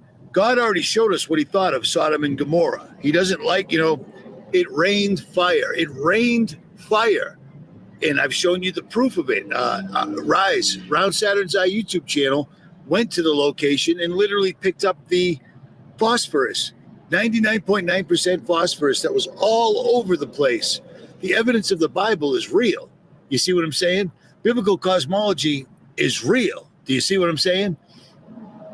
Which makes all their outer space tomfoolery complete nonsense. Complete and utter nonsense. But people are going to believe it because people don't want to think for themselves, and things like, I bet a lot of the chat says otherwise. If you say otherwise, let me know. Like TikTok, it's there to steal your time. They keep saying the most valuable thing is data. They want to know every single solitary thing about you so they can get your soul. That's it. There it is. There's the answer. Why do they want this data? Why is data so valuable? Because they need your souls. Because they don't want to burn in a lake of fire by themselves. They want you with them. And people like myself and many others have been trying as well as we possibly can to show you the facts and turn you away from this complete and utter Armageddon that's coming. Peter Thiel's main comment was they need to continue with the AI so that they can find a different path. How many times have I had Nicholson on a live stream over the years, and he'd say, mankind is looking for a different way, a different path. Same thing Thiel's saying right now. Same thing. They want to stop Jesus coming back. That's not what a Christian would do. They want to stop Armageddon, and with their technology, they think they can. They're talking about Armageddon like it's a selection or it's a choice, and they want to give us another choice. It doesn't work like that. Don't be fooled. And for those that keep sending me things about Peter Thiel, I don't want to hear him bitch about that no more, but I do get where he's coming from, and I do respect this man because he has nothing but good outer space tomfoolery. Their space, isn't that hilarious, bro? I'm glad other people got that, bro. I was like, look, bro, his outer space tomfoolery had me dying, bro. I was like, I'm hoping, like, I don't. You never know what you're gonna run across. I personally don't really believe in any of it. So I don't take a side, but I definitely don't believe any of the tomfoolery outer space shit. That's for sure. What's up, Henry? How you doing? What's up, Chen? What's up, Pizzas? What's up, Isvor and anybody else that I've missed? Hope y'all are doing well. I am now going to move. Let's see what the next one is. I got like two more, I think. Let's see. I got two more. Yeah, I got two more, and I might go back and watch the Antichrist thing that he says. I don't know. It just depends on how long this video goes. So, yeah, let's see who else is in the chat. Is everybody doing good? Everybody good? No, bro. No. I'm not a preacher channel, my brother. No, dude. I do preach the word. Like, look, dude, I am a Christian, but I don't push that. No. I do praise Jesus, and I am a Christian, all that stuff. But no, I'm not a preacher, bro. It was just him telling everybody to get right at the end, brother. You know what I'm saying? That's all it was. I couldn't cut him off in the middle of his thing, man. That was him. That was him speaking from the heart. I couldn't cut him off. I get you. Don't start. Yeah. I got you, brother. You know where I'm coming from. I don't try to push my beliefs on other people. That's all I'm trying to get at.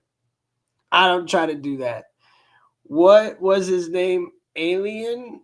No, that was Richie. That was Richie from Boston. Y'all go check him out, man. He taught me a lot of everything I know. That he's a legend. A lot of those names that he named are legends, are people that I actually talked to. Like, I actually know a couple of the people that he brought up that were not allowed on YouTube for quite some time. Those were people I did shows with and talked to. So it's pretty funny, to be honest. All right, hold on. Let's get to this next video here. All right, where am I at?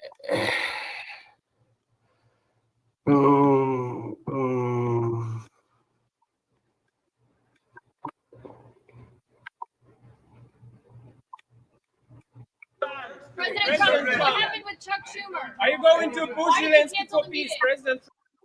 Wait, sorry, guys.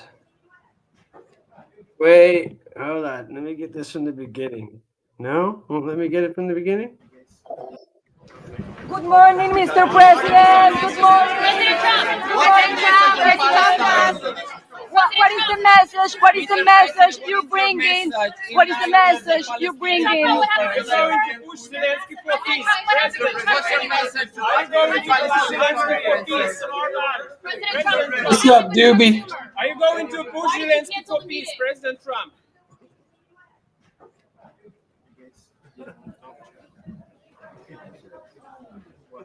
Can you guys hear it? President Trump. Very much appreciated. Okay, it's just the sound of the video.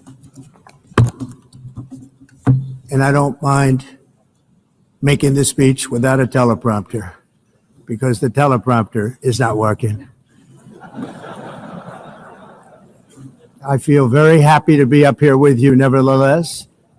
And that way you speak more from the heart. I can only say that whoever's operating this teleprompter is in big trouble.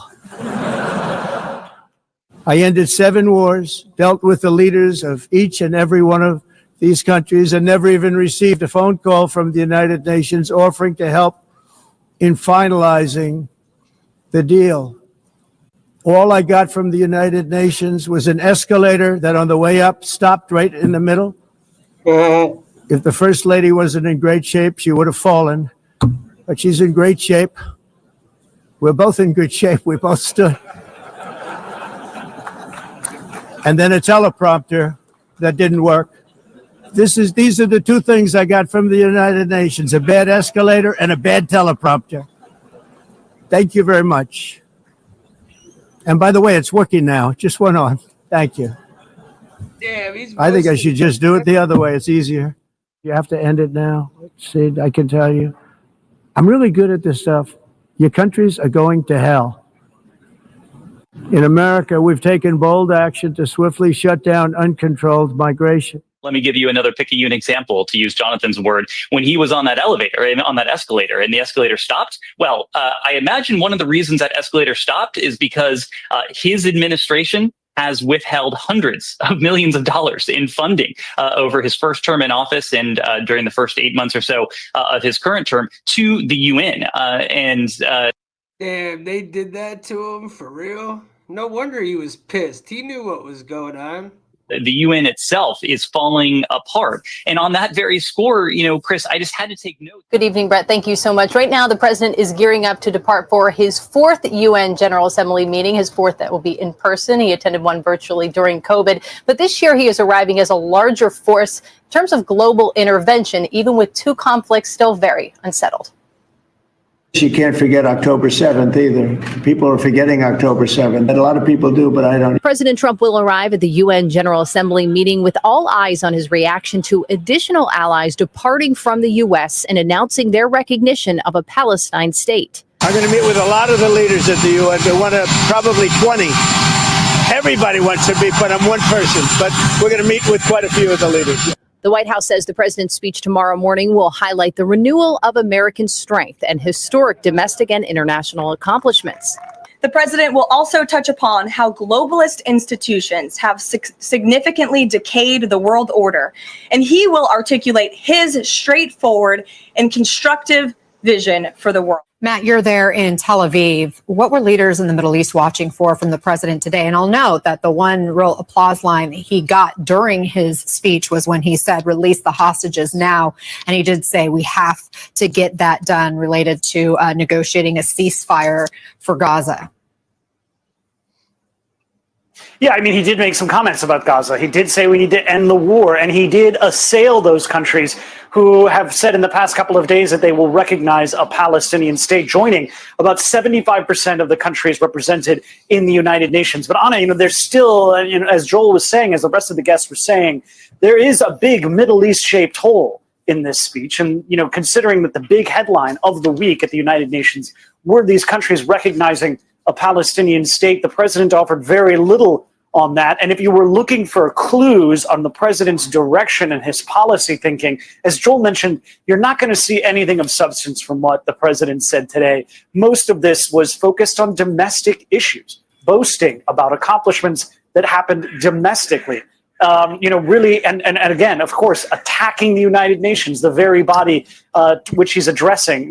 This is a speech that he's given on the biggest stage in global diplomacy. This is the diplomacy Super Bowl, or more like the World Cup. And the fact is, the president had mostly comments about his domestic policy and didn't answer the questions even about Ukraine, about Gaza, about Israel, about Iran, that so many folks here in the Middle East were listening to try to see what he would say, whether he would come out with some sort of bombshell like the Trump Riviera plan that he came out with a couple of months ago that somehow is still kind of on the table in terms of people discussing it and in terms of action being taken within the State Department. We know that they're still holding out hope for this Trump Riviera plan. Now, he didn't mention any of the other endgame ideas that could be coming out of the Gaza Strip. He didn't lay any pressure on Israel to try to stop the fighting in the Gaza Strip, though he did call for the war to end. So, we didn't really get much from him on any of these important topics.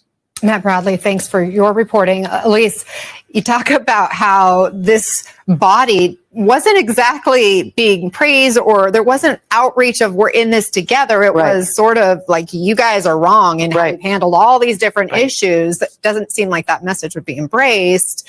And you pointed out how much the U.S. has pulled out of the UN and its involvement, and including cutting funding. So I guess what's the risk there? If the U.S. steps back, if the U.S. isn't embraced in this kind of messaging, who or what fills the void? And I'll say something. President Trump is meeting tomorrow with a bunch of Arab and Muslim leaders to talk about the UN, to talk about Gaza and the Palestinian question. He's going to get a mouthful, Anna. Last week, all these countries, all of the Arab and Muslim countries met together. Who was there? Iran, Turkey, Qatar, all of these countries.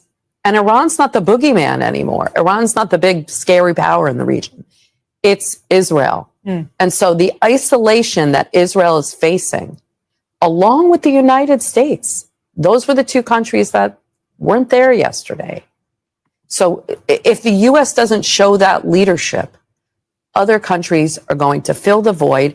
And now Israel is threatening to annex the West Bank in retaliation for this recognition conference yesterday, which is meaningless. I mean, look, the Palestinians deserve a state, but just saying that I recognize Palestine doesn't mean that they have the basic architecture of a state, doesn't mean that they have the land, doesn't mean that they have the governance that they need. That at this point, it's more symbolic. They've been looking for President Trump to work with Israel to push all this plan after. But if Israel annexes the West Bank, as they're threatening, and as a lot of countries are worried about, President Trump's going to have an even bigger problem on his hands, because the countries that are in the Abraham Accords, this deal with Israel that President Trump really pushed and gets credit for getting these countries to have a peace deal with Israel, they're going to pull out. And so Israel is undermining President Trump. Yeah, there are new ripple effects every moment in this tinderbox of a region. Obviously. Exactly. I mean, they're telling us what's going on straight up. I can't agree or disagree. I think all this is, that's why I named this the world staged, because this is all staged. This is all an event in my book. I mean, it's like a giant worldwide soap opera that we're watching here. I mean, every day it's something. It's a clown. Yeah, there's your clown emoji. Clown world, bro. We're living in a clown world right now. Tampon Tammy. Yeah, right? Fucking Tampon Tammy. CIA finna get me. Hey, listen. If they're gonna get me, then you know, they're already gonna get me, because I've been doing this for a long time. So I'm not too worried. If they do, then so be it. That's life, right? Oh yeah, fuck you and that. Ryan, get rid of that, son. The fuck? Are you kidding me, Ryan? I got it. Okay. Has ordered hundreds of top military leaders to gather at a Marine Corps base in Virginia next week. The directive was sent to nearly every top U.S. military commander around the world. That includes officials in conflict zones stationed throughout Europe, the Middle East, and the Asia-Pacific region. First of all, how unusual is this in your experience? Hey, by the way, the person in the chat that wrote that, I'm getting your ass. Don't worry. Ryan don't want to mod it. I'll sure. Oh, Ryan already got it. Good job, Ryan. Seeing that bullshit, get rid of it. We don't need to see that shit. You fucking, you know what? Experience, and what do you suspect is going on here? Yeah, Willie, if this is usual and this is unusual, we're way out in terms of unusual in this one. It is never that I know of ever occurred in the history of the military where everyone is brought in. Now, certainly during wartime, generals commanding in a theater are brought in individually with their team, or the president or the secretary of defense visits them at their theater of operation. But I've never seen anything like this before, and it just seems extremely bizarre and strange. And finally, scientists believe that we may have caught a whisper from another universe, and this is not a sci-fi film, but a real signal that could have slipped through a cosmic wormhole. The big question is, did we just hear from a parallel world or not? I want to know, you mentioned following the data here. What does the data show? Kind of funny that we're watching this, because this should have went and then we watched the other half of that last video. But I got so caught up in it, I forgot to pause it, play this, then that. You in the past, is there any? I've never seen these videos. I'm reacting it with you, but I do know the order of like weeks and days and times and stuff. So I should have had it better, but I didn't even plan on going live. So I hope you guys understand. Anything that you can compare this to in the past? By the way, smoke it if you got it. Or is this something just completely brand new that we've absolutely never seen before? Yeah, it's something we've never seen before, because only over the past decade we had telescopes that can survey the sky for such objects that are sensitive enough, and computers that can digest large quantities of data as we currently have. So this is a completely new frontier. It began as a tremor, a strange ripple recorded by one of the world's most advanced gravitational wave detectors. At first, it looked like the usual chatter of the universe. Black holes colliding, stars exploding.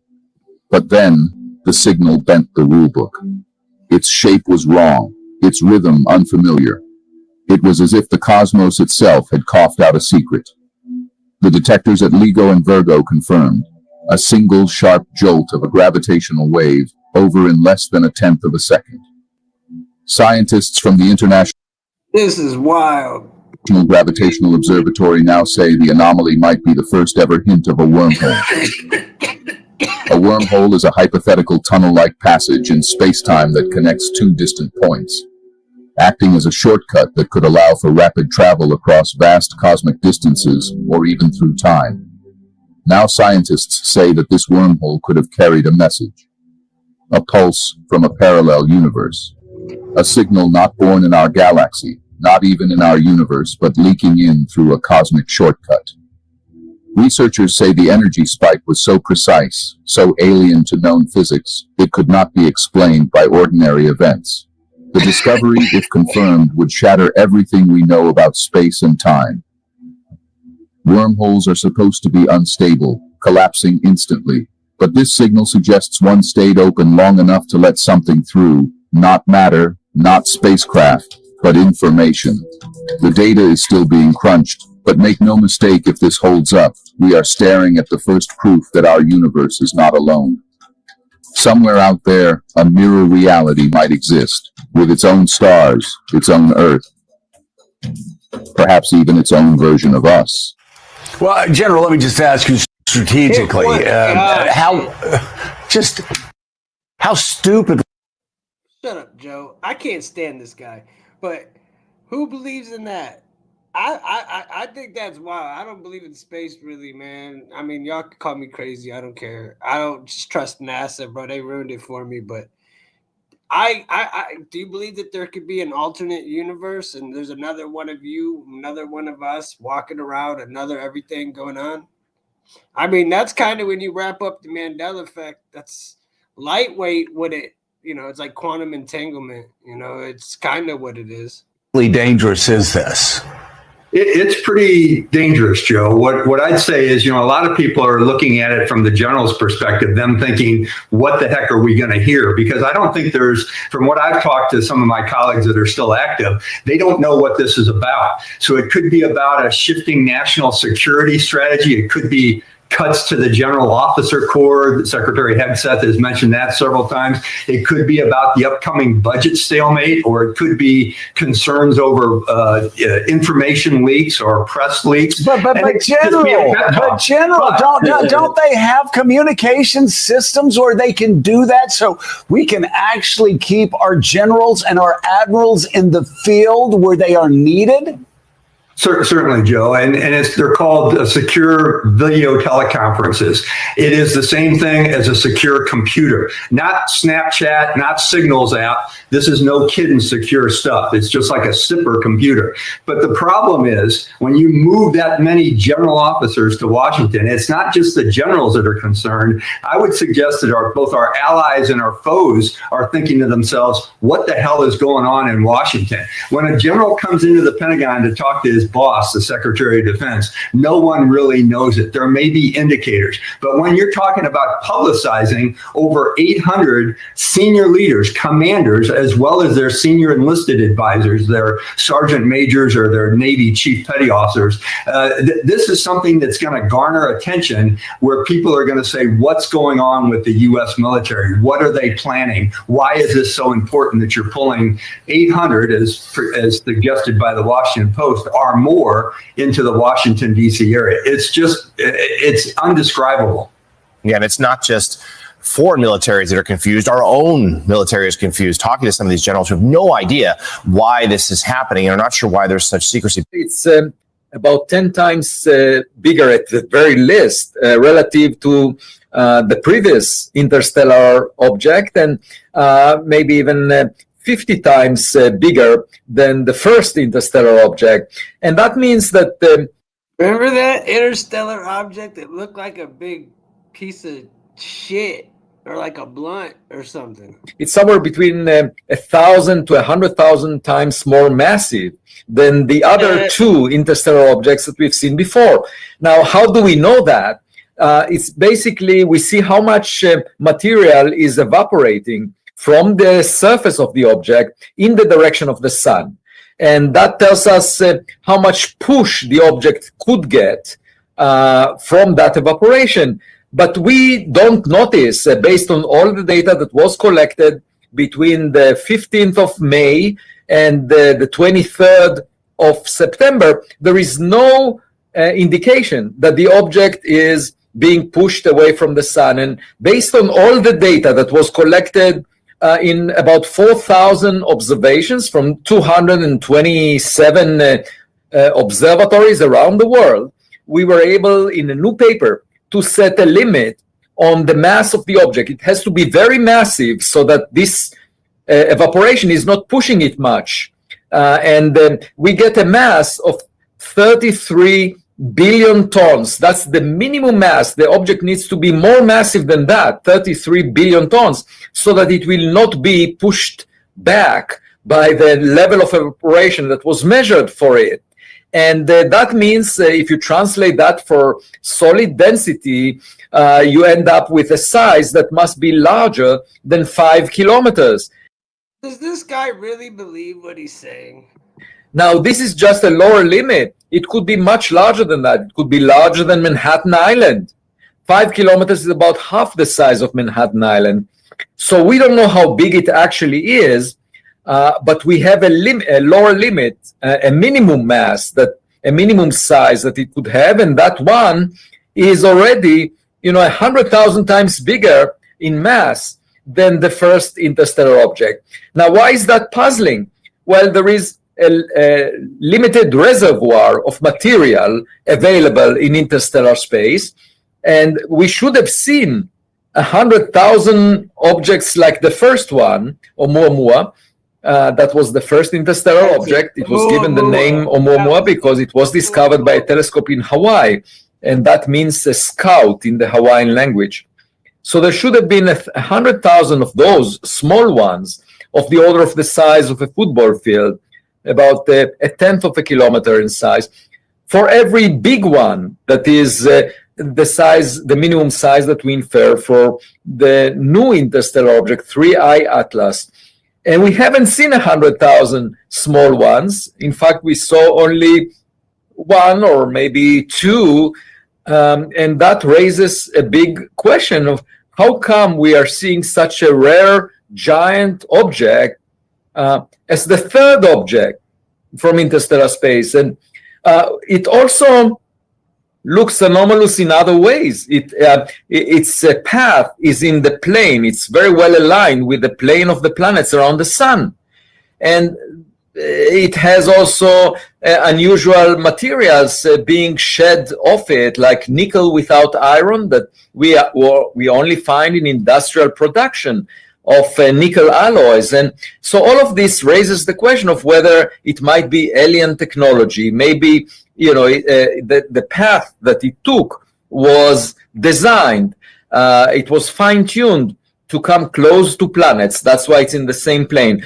And the size is much bigger than we expect for a rock, because this is not a rock. And so all of this is really intriguing. And the fun thing of doing science, the fun of discovering more and more evidence about the object is that we can let the data educate us. We don't need to know the answer in advance. And as I often say, the best way to tell the difference between a curious scientist and a dogmatist is to flood them with data. The dogmatist will be worried that the data will violate past beliefs. And the curious scientist, the genuine scientist, will be delighted to learn something new. And I belong to the second category.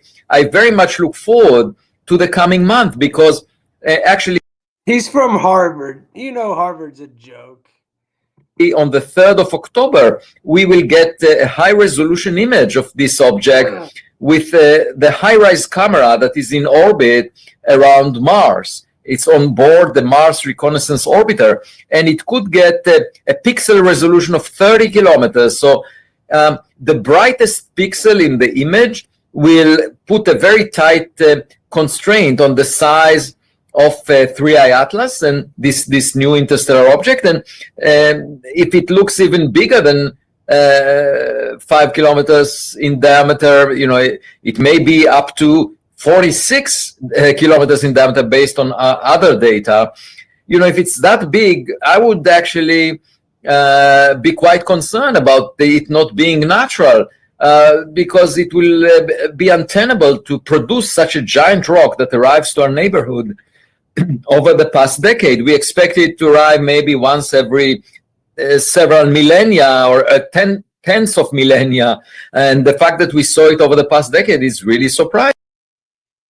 Look at his face. I can't leave it. He looks like he's up to no good. Who believes in that shit?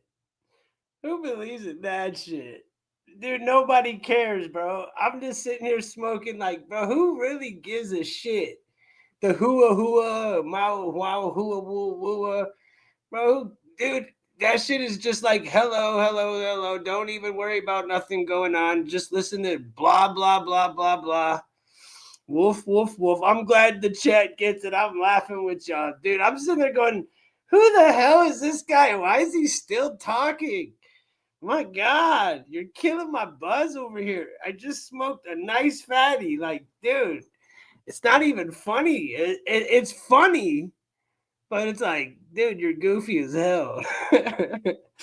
Like, there was so many more. Like, I had a bunch of stuff reeled up for space. And I swear to you, I was so bored just clipping it that I'm like, fuck that. I don't give a damn about it. Screw it. Thank you for the pause. You're welcome, Alex. I wanted to bullshit with y'all before I probably bullshit with you guys for 20 more minutes, maybe. Did you guys dig the Richie from Boston dude? Because we didn't watch the second half of that video where he starts to talk about the Antichrist. I'm not sure if it's good. I didn't see it. If you guys want to watch it, we can. Hit one in the chat if you want to.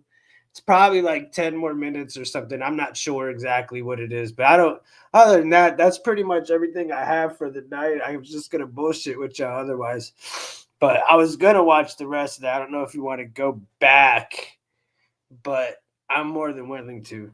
So, But yeah, the space stuff is too much for me, man. I've been trying to avoid, politics the best I can, as far like the Charlie Kirk stuff. Like now, when it comes to the truth and all that, it's just like, I'd rather just push that at this point. Yeah, the space guy relevant as hell, bro. Yo, is this the alien ship gonna pay my bills? Bro, this alien ship they've been talking about forever, is, is it gonna make me dinner? What about Bill Nye? What's Bill Nye gonna tell us? What's the other guy? What's the black guy's name? Help me out, chat. What's the black dude's name? The shill, space shill. What's his name? Oh, come on. He's on Big Bang Theory. Yes. Neil deGrasse Tyson. Dude, every time he talks, I just laugh. I'm like, yep, thanks for wasting my time. Thanks for wasting my time again. And Father Time. And what's up, H Gunnett? H Gunnett? But hey, Father Time, if you're watching this, because I know you just sent me a message, bro.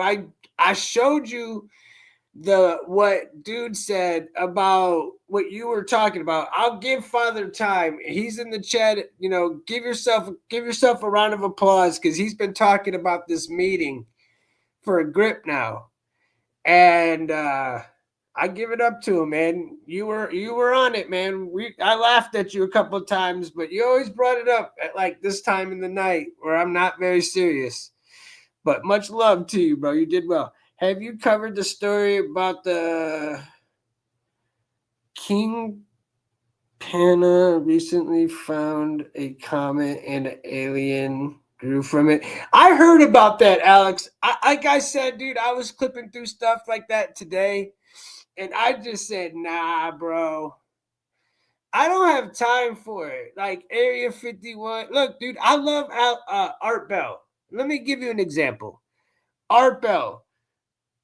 Awesome, right? Art Bell, my dude. But when he does the space stuff, I don't get down with it. That's where he loses me. But everything else, I'll rock with it. But can I open my eyes? I mean, look, it's 5 a.m. in the morning. I mean, I can, but I mean, they are what they are.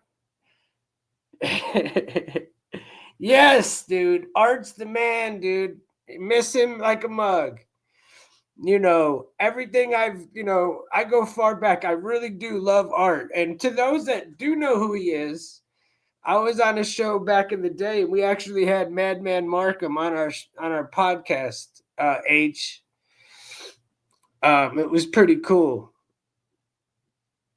Yeah, Art was awesome, dude. Art was awesome. I still listen to him, man. Everybody that listens to Art knows how good Art is, knows. Boom. You listen to him, you'll be able to get sleep. He was the man of the night for sure. I recently brought Red Dead Redemption, and it's a must buy. No doubt, Alex. That's cool. That's cool. If anybody plays video games, he said Red Dead Redemption 2 is a good one. Swoop it up. But yeah, man, there was a lot going on, like 24/7 on Tune, and Art has a channel. Dude, Art's got so much out there. What's your guys' favorite Art stuff? Me personally, I love when he talked. That's why when he started talking about the parallel dimensions and stuff, that made me think of Art Bell right away. Like, some of that stuff I'm really like interested in, and I would like to know like the lucid dreaming and the near-death experience and the outer body experiences and stuff like that, and even like the scary stories, man. He was so good at scaring the shit out you. I think that's what CERN did. CERN is responsible for Mandela effect. Someone asked earlier while I was in the middle, like, explain Mandela effect. You think I'm going to go ahead and stop something that's the Mandela effect is such an old thing. Like, I wasn't going to stop to talk about that. But yeah, sir definitely had something to do with that, I think.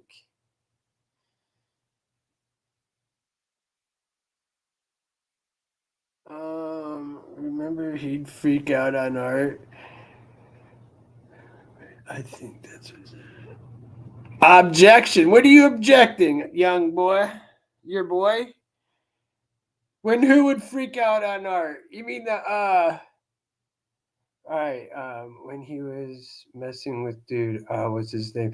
Dude, there was the one guy that always pissed off Art. Yeah, I know who you're talking about. I know who you're talking about for years. For years. Pissed Art off, dude. I don't know. I can't remember right now. If you can remember, put it in the chat.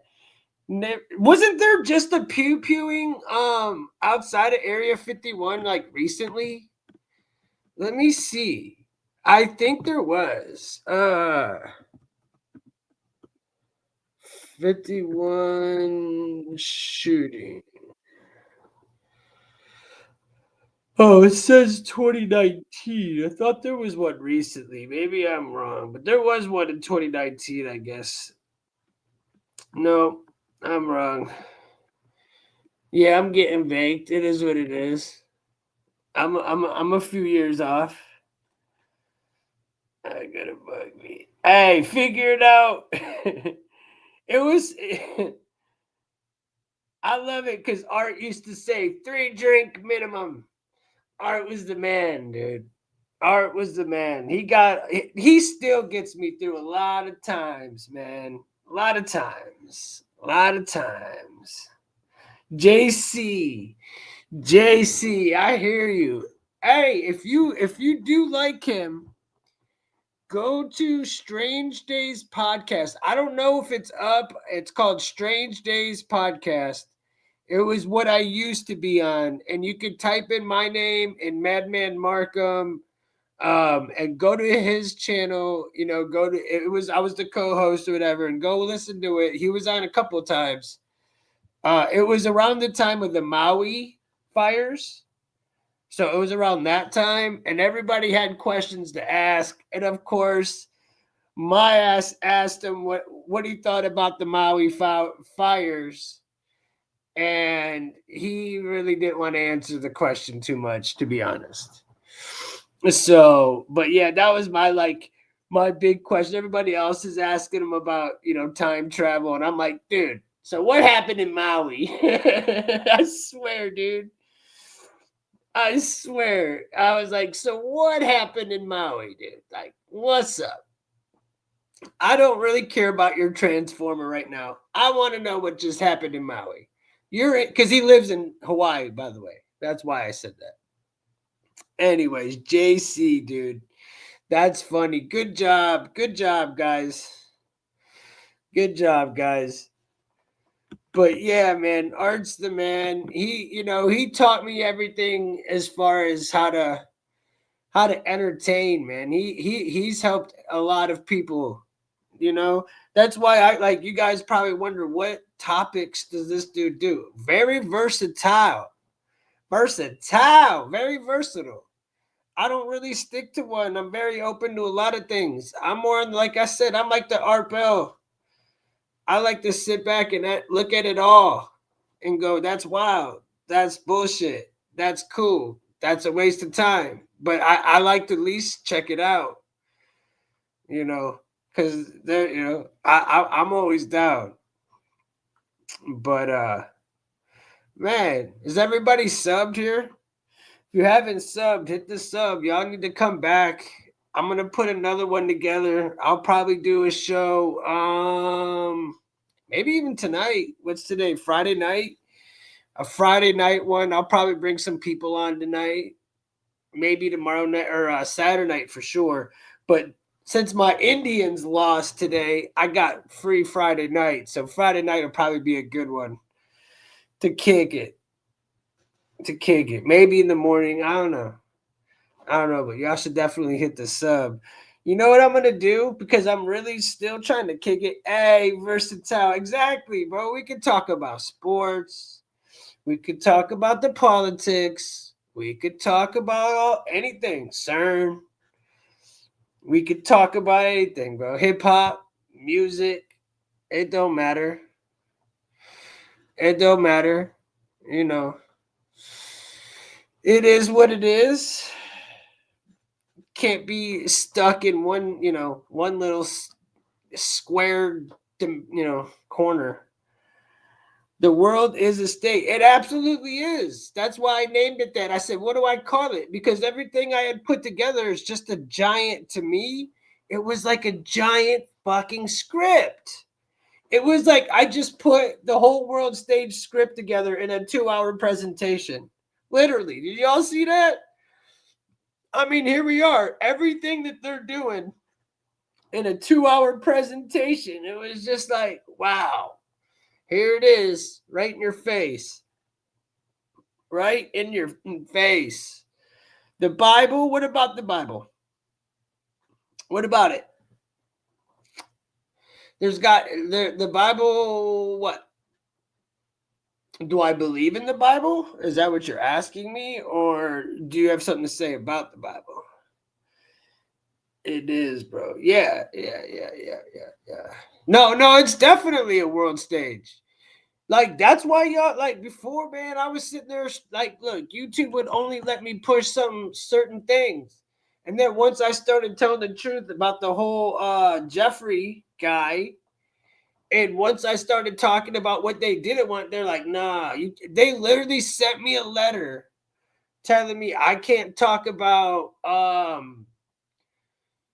the Rush and then the Ukraine people, I can't talk about that. Don't talk about that. It's like, yo, once they start doing that, bro, once they start telling you exactly like what RFB said, exactly what they were saying, once they start telling you can't say these things, that's when you really want to look into it. And once I looked into it and saw that what was really going on and what it was going on with Israel, what was really going on, I had to take a step back, dude. I had to take a step back. Know about being versatile and Bible is another topic. Yes, I'm not really into hitting on it right at this moment, but if you go back into my further shows, man, I used to have a guy on, Joe Breezy, man. He's got a channel. That's his name, Joe Breezy. And he would come with, everything is prophetic in a way. I mean, I'm down, but, I'm not that's something I pray on and I wish I could do better, which is remember Bible verses right off the rip. That's the one calling I'm not good at. I wish I do, and I hope for one day I do. Any words on genocide and how U.S. is hiding it? Man, you said it. What more is there to say? I think you said it pretty well. I don't really have too much more to say. I think you said it. I definitely don't think U.S. is fucking, choir boys. It's definitely a good conversation, and it can be. If you catch me like at the beginning of the show, you catch me like tonight, we could do that for sure. When I got some sleep. But right now, man, I can't even, like, my brain isn't that ready to go there. But yeah, of course the US is hiding that, man. I'm trying. I mean, there's just so many different, look, the way I look at it as far as religion goes, and I'll just make this real quick, like, synopsis on how I see it. I'm a Christian, but I know Muslims. I know many people. We all agree and we all pray to the same God. We all have the God particle. I don't know, man. I don't really question people's beliefs. That's your belief. That's your relationship with your higher spirit, whatever you feel. That's yours. That's not for me to decide. So I don't really, I have my own, and I hope y'all would respect my opinion, and I feel the same way back. So that's why you don't hear me ever really pushing that stuff on people real hard, other than I always say, protect yourself with the full body armor of God. And that's my duty as a Christian to tell you guys that. If you ever feel like, things are, getting out of, when shit hits the fan, just know you've got the full body armor of God, and pray to God for the full body armor, and you will get through it. And that's my preach. But whatever God that is for you, I just want to make it more of a normal conversation, and where people don't get to feeling weird about it, and they can talk about like a normal. I'm trying, brother. No, you good, G. I wasn't trying to take it there. I was just saying that it is another topic because you are. Yeah, no, I get it, and I'm definitely down. You can tell I can get there. No, I don't agree with the kids part. That's why I said there's pieces, there's bits and pieces, But I do know that the Quran does acknowledge Jesus as a prophet, So I don't know. I don't like the Muzzies as much. I don't dislike them. I just, I just believe in what I believe in, man. Let them do their thing. Honestly, just as long as it doesn't violate my space and what I do. I just want to make it more. Oh, yeah. No, you do. Yeah. No, I feel you. Though. Why? How many of y'all are Muslim? How many of y'all are Christian? Where are we at with this? I'm reading them. I just didn't read them out loud. He said, "Nah, you good, G. I wasn't trying to take it there. I was just saying that as another topic, you are versatile." Definitely. Thank you, brother. He's like, I just want to make it more of a normal conversation, and where people don't get to feeling weird about it, and they can talk about it, like a normal conversation. And I agree. But that, there's like religion, you got there's like a handful of topics that it's always going to piss somebody off. And you know who taught me that? The great Art Bell. The great Art Bell taught me that, man. That was one thing I always remember. He said there's 3 topics that you can never win. One of them's abortion. That topic will never win. Religion. And then, of course, if you're far right, you're far left, you're never going to win. That's why dude always tried to stay right in the middle. Other than that, bro, you're not going to win. It's always going to be somebody on your ass. Religion is no good, JC. Came to abolish religion.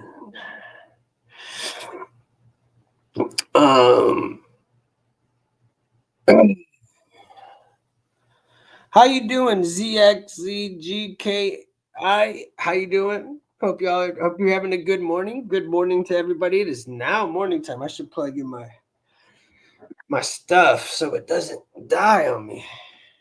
Ryan, it's good to see you, man. It's good to see you in the chat. It's good to see everybody.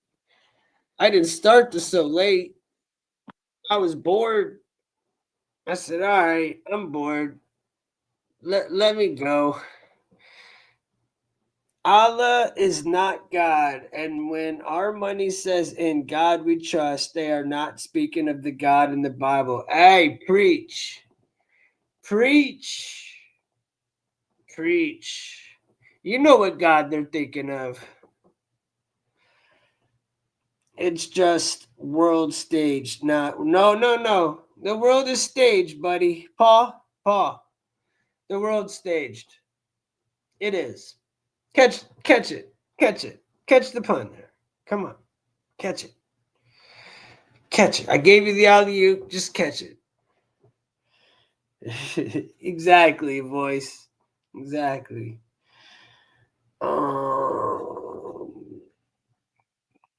Yeah, everybody hit the like if you haven't hit the like. Definitely share with your people. You know, you're catching me at the very end. Do we feel like killing this off with the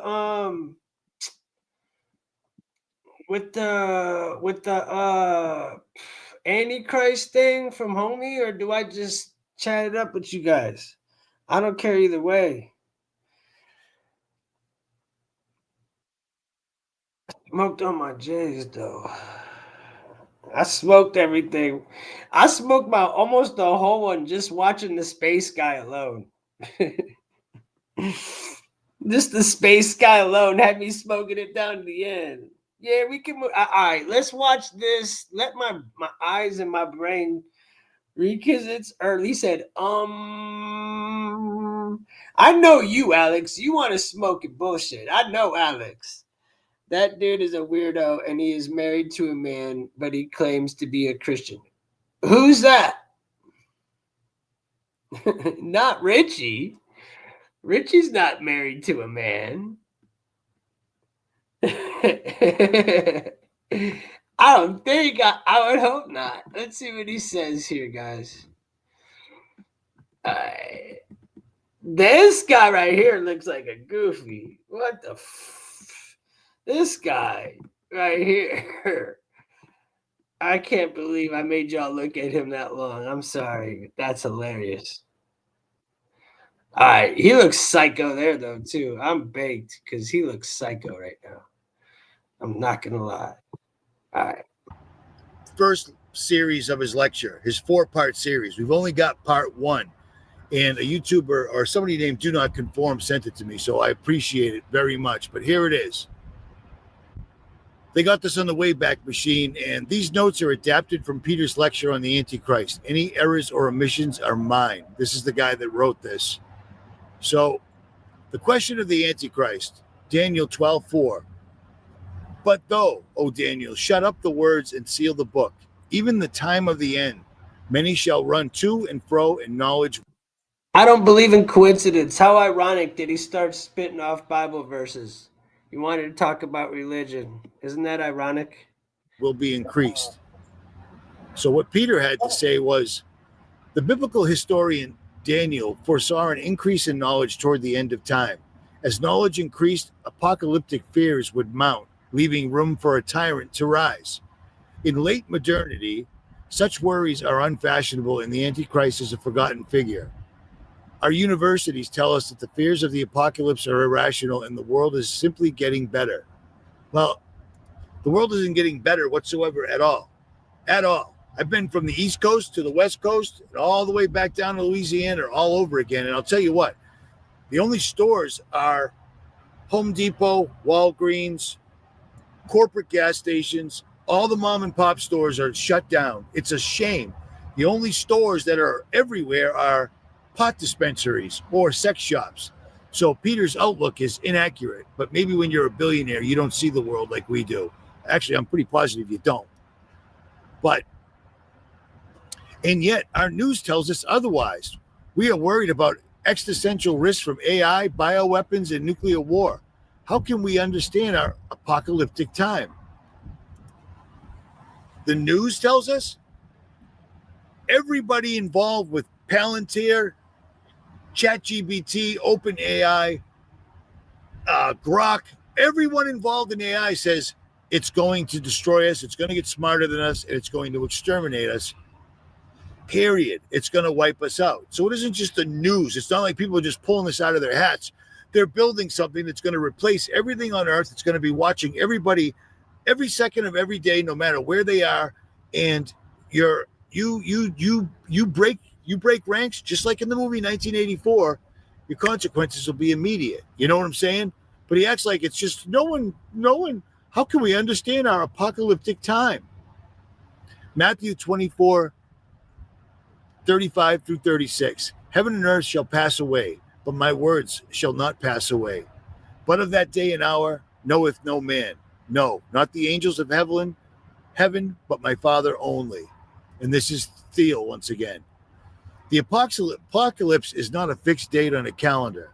Attempts to predict it have ended in disappointment. The Millerites set 1843 as the date of the second coming of Christ. Joseph Piper's The End of Time, 1950, also could not escape the paradox. We sense an end, but the exact moment is sealed. Still, if the day and hour remain hidden, perhaps we may at least suspect the century. This is also Peter Thiel right here. If we are to take the Antichrist seriously, can we at least ask 4 questions? What is the Antichrist's relationship to Armageddon? He is imagined as a tyrant of the last empire, the beast of the sea, heading a world government, the final antagonist before the revelation of Christ. 2, when will he arrive? He comes after Christ, but through many forerunners. 2 Thessalonians 2-6 reminds us that something is holding back his arrival. I've had this debate on Discord multiple times. A lot of people say that the Antichrist could be the world governments coming together, and many said that's just not the case. If you have an opinion, say it in the chat. Would be Michael, yes. And now ye know that withholdeth that he might be revealed in his time. 3, what is his relationship to Christ? He deceives even the elect, performs false miracles, and appears more Christian than Christ. 4, who is the Antichrist? A single tyrant, a system, or a type that repeats across history? I didn't realize how long this was. Bear in mind, I'll leave you links to the Department of War, and I'll leave you links to Peter Thiel's actual documentation. The university studied the universe. Apparently, this is still Thiel. If any institution might have taken history as a whole, it would have been the modern university, heir to the Enlightenment. The end of time would be naturally interesting as a matter of history. But today, the university is fragmented. Where Bacon and Goethe could grasp the totality of knowledge in a single lifetime, we now live in Adam Smith's pin factory, even smaller cogs in an even larger machine. We must try to integrate history, theology, politics, and technology into one coherent picture. Here, the Christian revelation stands apart. Classical thought saw only cycles. 4, Thucydides, Athens versus Sparta, Germany versus Britain, and China versus America were one and the same. They were just steps in an eternal recurrence. But Daniel is the real first historian because he foresaw a one-time sequence of world empires. Their end would be the end of the world. Christianity is therefore progressive. The New Testament supersedes the Old, not only because it is truer, but because it is new. Revelation unfolds forward. Now, this is really, really long. Really, really long. So, again, I'll leave links to this. You can read this for yourself, okay? This is the person that transcribed it right here. But here's the long and short of it. Peter Thiel is offering, we either have Armageddon or no Armageddon. Naturally. But Peter Thiel's offering a third path, something the Bible forgot, something all the prophets forgot. But Peter Thiel's got it all down pat. What he can do with AI is upload you to an AI robot. Exactly what I've been telling you for 15 years, man. He's been saying this forever, since I first started listening to him. He had Anthony Patch on. Go back and listen to his old shows with Anthony Patch. He's been saying this forever. And then Gordy Rose came out and told us about the quantum computer, what was it, the D-Wave, and it just confirmed it all. It sounded crazy, but now billionaires are saying it. And I'll tell you what, if they're talking about it, the technology is done. It's done. They've got it. What Peter Thiel's trying to do is completely circumvent Armageddon, which would completely circumvent the return of Christ. And you know why? Because Peter Thiel can't stand in judgment and explain to God why he's had another man servicing him from behind or whatever else, and then all the other creepy, crazy things he's done. Because to me, and I'll stand by this, men that have sex with other men are broken. They're broken. I've been in prison. I've been behind bars numerous times, and I never once said, you know what? Nothing to do here. We don't have any playing cards. Let's have sex. No. Nope. I'm sorry, but that's fucking hilarious. And for him to call himself a Christian while he's married to a man, God's not smiling on that one, because the first contract God had with humanity was marriage. Don't mess with marriage. And what have they been doing? That's all they've been doing. They needed the right to be married. They got to be married so they can be married so they can be married. Yeah. These guys want to get around judgment. Nothing more, nothing less, because they can't stand in the face of our Lord and Savior and stutter and stammer their way through these things and talk about their billions of dollars and all the things that they've done. These guys are simply stripping and stealing all the wealth from our country, and they're just about done. And then they're going to trick people into enslaving themselves. But first, they need to see us kill each other. They need to. It's the final massive blood sacrifice. America the Great killing itself.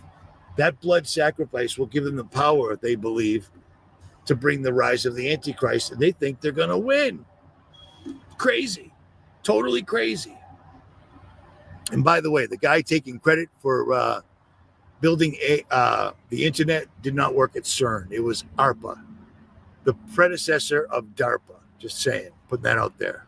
At any rate, if you want to read the rest of this, I'm outside. This video is... I love it. We were just talking about this last night. Someone said he worked at CERN, and he just came out and said the answer to a question that we had debated on Discord last night. That was sort of dope, because everybody said the World Wide Web was created by a man that worked at CERN, but in all reality, he said DARPA, which is the same group that does the D-Wave, the same people that runs Facebook, the same people that work for our military and our propaganda.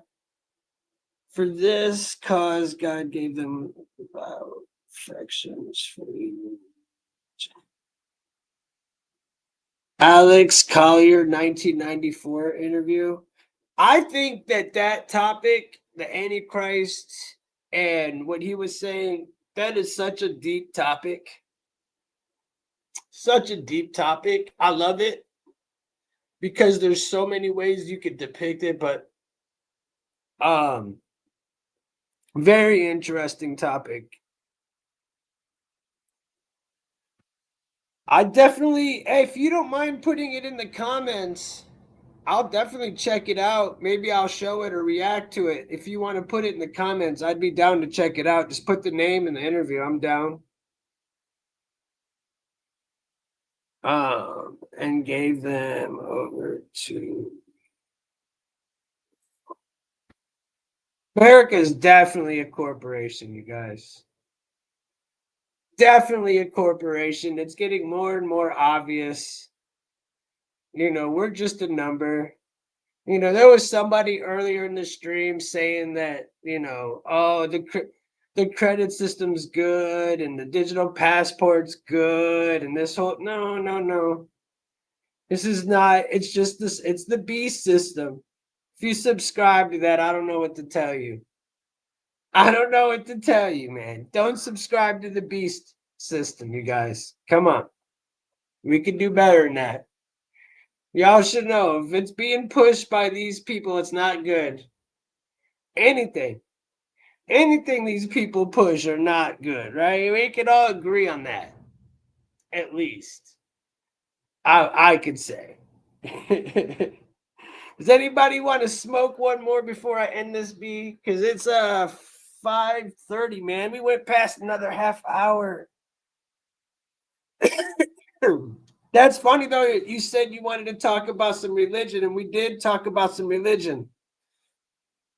We did get there. I told you. Hey, versatile. I told you.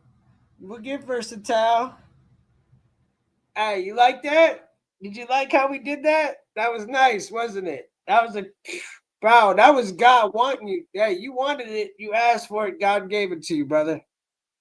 You wanted it and asked for it, and you got it. I don't believe in coincidence. I read your comment earlier, and I don't believe in them either. So there was a reason that had to be played for everybody tonight. Let's smoke one in that for that reason. Marley, my cat, said what up to everybody that doesn't know. So you do know. He's saying what up to y'all. Good morning, good morning, good morning. I am going to pack up something special. I'm going to pack up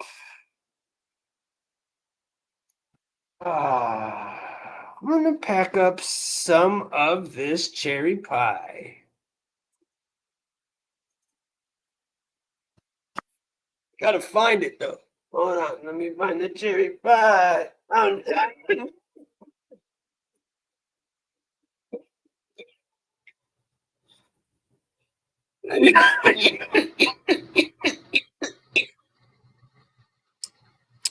Hey man, I'm with you. Well said, then.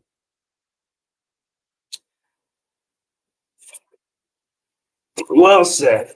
I hope everybody hit the like. I hope everybody subs so y'all come back and kick it. I know I'm boring y'all now. My presentation's over. Y'all are like, all right, I'm done.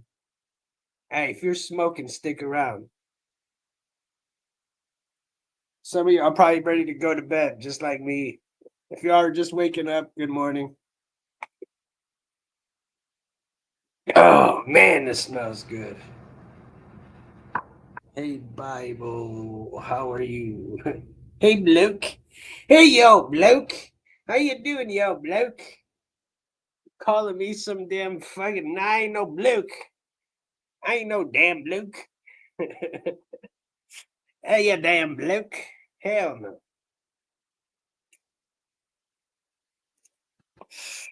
Yo bloke. Believe it or not, much as I talk about the UK, do you know that the second biggest audience I have is the UK? Probably because I talk about him so often. I don't know. One person planted the seed, another watered it, but God has been remitted. Yes. Well said. Well said. Well said. Because remember, I said, look, bro, I said, I don't know I didn't know how to, where to go with that, right? And then some said, you know what? Go play that second half. And I was like, yeah, and it just all came together perfectly. That was a perfect ending to the show, I'd have to say. To those that are on the same vibe. If you're not on it, you don't understand. It's all good. What's good, Matthew? What's good, Cormac, Stanley? Hell yeah, brother. Hell yeah. What's up, sick dog?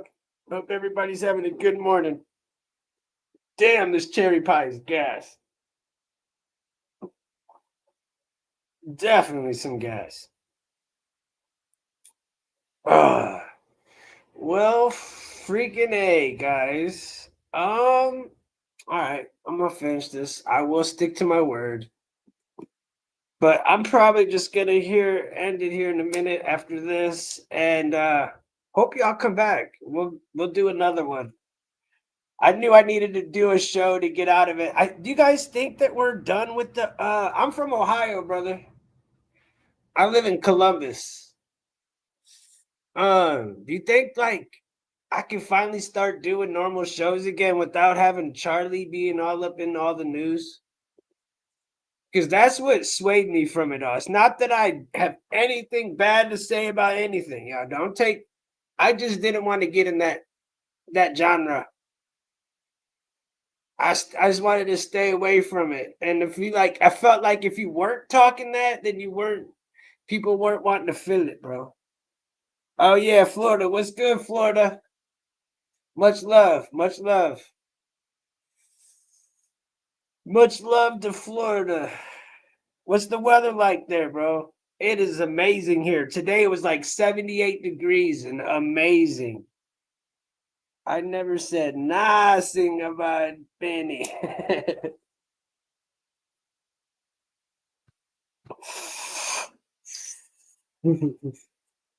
It was weird, yo. YouTube wasn't letting me get no viewers at first. They're like, no, okay. We'll let you know. That's weird. But yo, much love as well. Hey, I feel the love right now. That's what I'm sitting here smoking. Like I feel like there's cool people in the chats right now. Ryan, are you still awake or did you pass out, bro? I wonder if he's still awake. What do you guys think? Is anybody who's all in here? Does anybody think he made it? I think he fell asleep. I bet Ryan's out. Ah, there he is. Much love, brother. Am I wearing socks? Hell no, I'm in my house. I don't like wearing socks, yo. I've been earthing. Like, yo, I haven't been wearing. Listen, you guys, I've been taking my cat out for a walk like a dog. Anybody that knows me on Discord was seen it. I literally just walk around and my cat just follows me like a dog. And I just been earthing, man. I've been walking across the earth with just, no, you ain't seeing my feet, weirdo. The hell? Want to see my feet? Hey, how much money you got? You got to talk to my agent, Ryan.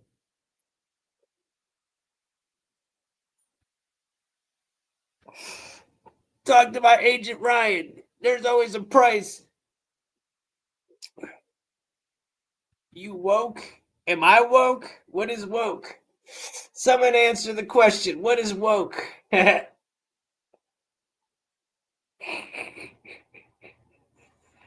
Don't worry, they'll be my feet though. I won't call Gary up and get his feet. Shit, you'll pay me not to send Gary's feet. I tell you right now.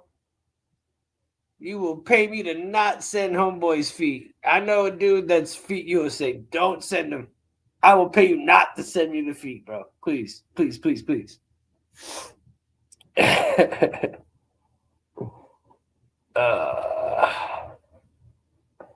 You guys are fucking funny, huh? Marley's like, what about me? What about me? Then you gotta watch the baseball shit. What did he say? Oh yeah, I have big feet. Like they're size 6, 7. What is that?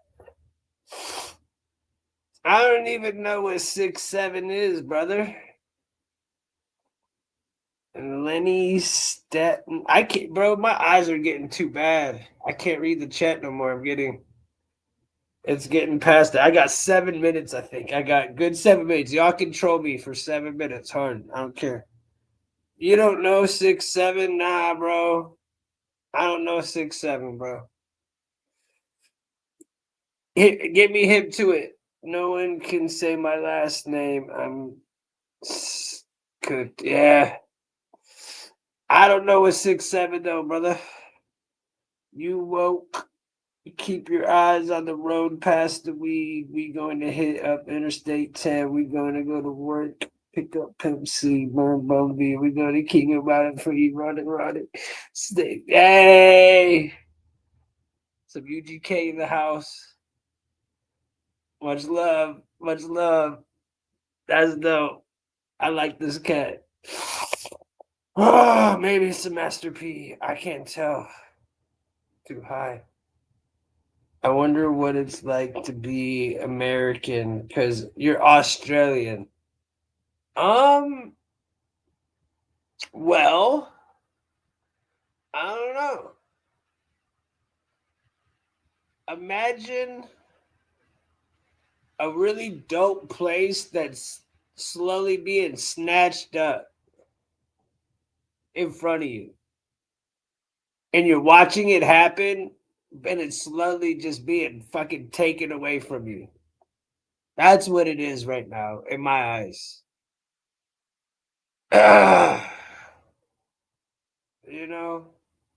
It's a look. The state, look, the country itself, the people that represent us, just like the people that represent Israel. We don't have to really stand on that shit, but the people of America are good people. The citizens, the people, not fucking our government. Not the people that are over in every country that y'all think that, you know, we're doing this crazy, you know, that's not us. Not everybody thinks like that, my brother. Most Americans really want the best for the world. A lot of people are really brainwashed to think that we're really doing good. A lot of people really, really think that we're over in another country doing good stuff and we're helping. And you know, some of us get that it's not good, but a lot of people really do think it's good. Nah, bro, we get it. You know, if you get it, you get it. But not everybody in America, dude. Most America does not want any type of wars, bro. That's just the government. That's not the people. I don't know one person that said to me, I want war, bro. Literally. I've talked to liberals on nobody wants war. That's the last thing anybody wants in America, at least that I know of. I'm sure there's people in the chat that'll say, bring on the war. But I just don't think we want war, bro. Not Americans. We want peace. We do. We want peace for everybody. And unfortunately, we get brought into every single thing. Everything. He said, bring on the war. Look, y'all don't want it. That's the whole point. Because then we're stuck in all of it. Always cleaning up the world's mess. And it's like, we're causing the mess that we're cleaning up. That's why it's like, yo, how am I supposed to comment on this? The fuck? We're causing the same mess we're cleaning, just like the country ourselves, just like our own country. Just like our own country itself, bro. All these legals that we're trying to get out, we brought them in to get them out. We made the mess. Now we're cleaning it up. It's fucking stupid.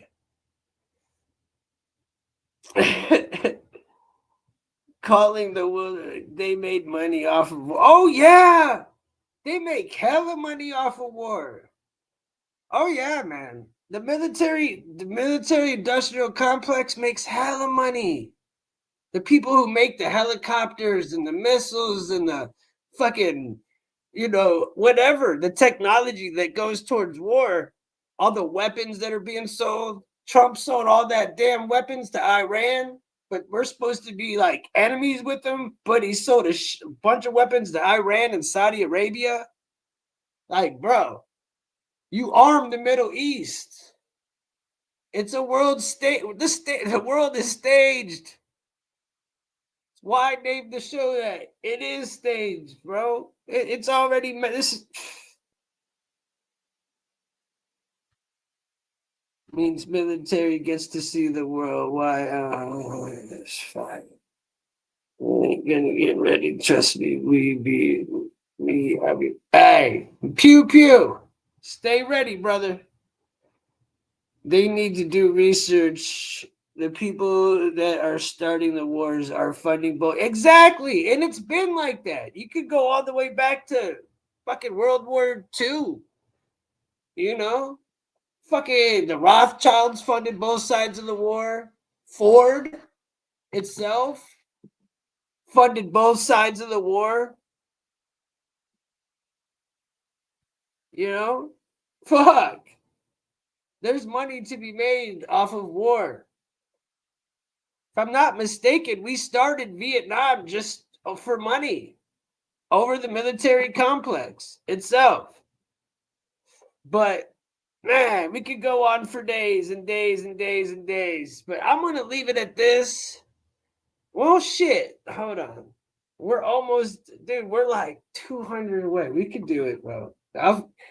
We could almost do it. He said they caused the problems to come up with the solution to the problem to push another agenda. It seems like nonstop. That's what I feel like the whole Charlie thing is, man. I feel like that whole Charlie thing is exactly that. Like that was meant to happen so that they could continue to push whatever they're pushing on us.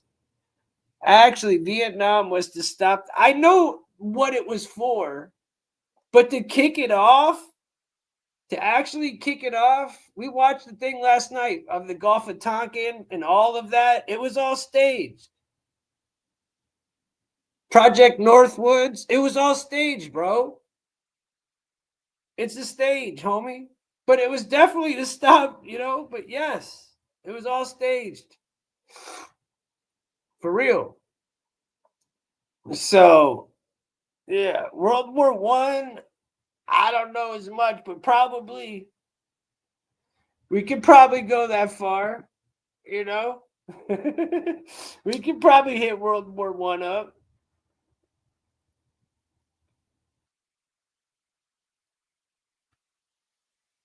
You know, brother. Exactly. If you know, man. If you know, you know. I mean, it's crazy because fucking Ford actually sued the United States of America because their tanks got bombed by American troops. Go look it up. That's some real shit. False flags, sure, wasn't about money though. It was ideals. You know, I think it's multifaceted. I'm not gonna disclaim what you said. Hey, it was great meeting you too, brother. Much love to you. If you're leaving, if not, it was great meeting you. But yeah, bro, nah, man, you know, it's about ideals, but it's also about money. It's all of it. It's multifaceted. Everything is. You know, Charlie Kirk, for example, his unaliving had multifaceted parts moving to it. You got freedom of speech. You've got, you know, moving into the troops and the division to divide us. You've got the whole the trans part of it all. You've got a whole lot of different moving factors that involve the, you know, it's like there's always one event that has so many more things that stem off of it. Like what they say, like never make a good event go to waste, you know? And I'm sure I misquoted that a little bit, but you know, give me a break. Give me a break. The Freemasons have infiltrated the government. They're all Masons. At this point, it's Israel, bro. I shouldn't even, you know, it's that. I learned how my brother is gay. Hey, Jane Fuentes. That's funny. Jaina. No, I was going off what you were saying. The Rothschilds, they fund the war. Yeah, no, they did. They fund all of them.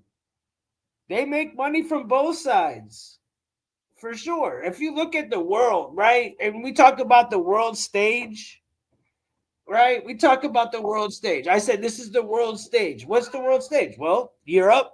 Europe. What is Europe? They're our central banking for the world. You got, you know, they're the central banking. United States, what's our role in the world stage? We're the military. We're the ones that go around and be the bullies in the military. What's China? They're basically our who produces everything. You know, everybody plays their role in this shit, bro. You know, that's why like they're trying to bring this together. It is a new world order. It is an order. It is. It's just it hasn't been brought to y'all yet, but it's there. They've already put it in place. It's already been going on. You call it conspiracy, call it what you want. It is what it is. I'm not going to argue. You call it what you want. Not going to argue with you. It's, you know, search bear bean on rice. Play bean music. I don't play bean. I don't play music. I'm not a DJ. I am not a DJ. It is a man. What else do we got here? But yeah, as far as the World War goes and the Rothschilds, there's just so much of it. And it still goes on. I was watching a doc about how they got rid of Lyndon B. Johnson got rid of JFK because he was making a lot of the tanks. That's what I was saying about Vietnam. That was part of his reason to want to go into Vietnam, was because he had all these tanks that he had invested in That was part of it. That's how they started the whole entire thing. That was what started it. Of course there was communism, but they used false flags to kick it off. And they benefited from us being over there. While we suffered, our people, like it always is. So the people that ask about America, we suffered from that shit. It didn't do us any good. It did. But us as citizens, we suffered too. You know? Don't worry about what, bro? Adhesive? Don't worry about what? I'm not worried. There's no worry. Love. There's no worries. Everything's good. I'm in a good mood. It's Friday. Got some good smoke today. I wish the Indians would have won, though. To end it all, I wish my Indians would have won. I don't know who won the Boston Red Sox-Yankees game, but I wish the Indians would have won. It was fun. It was a fun little run that we had going. Is there anything else y'all have?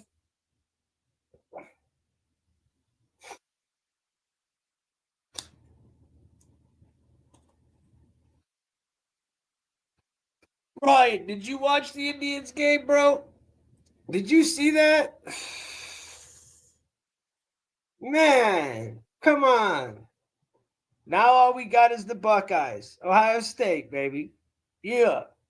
And then the damn Browns, I'll bitch about this on my way out the door, playing at 9:30 in the morning in another country. What type of shit is that?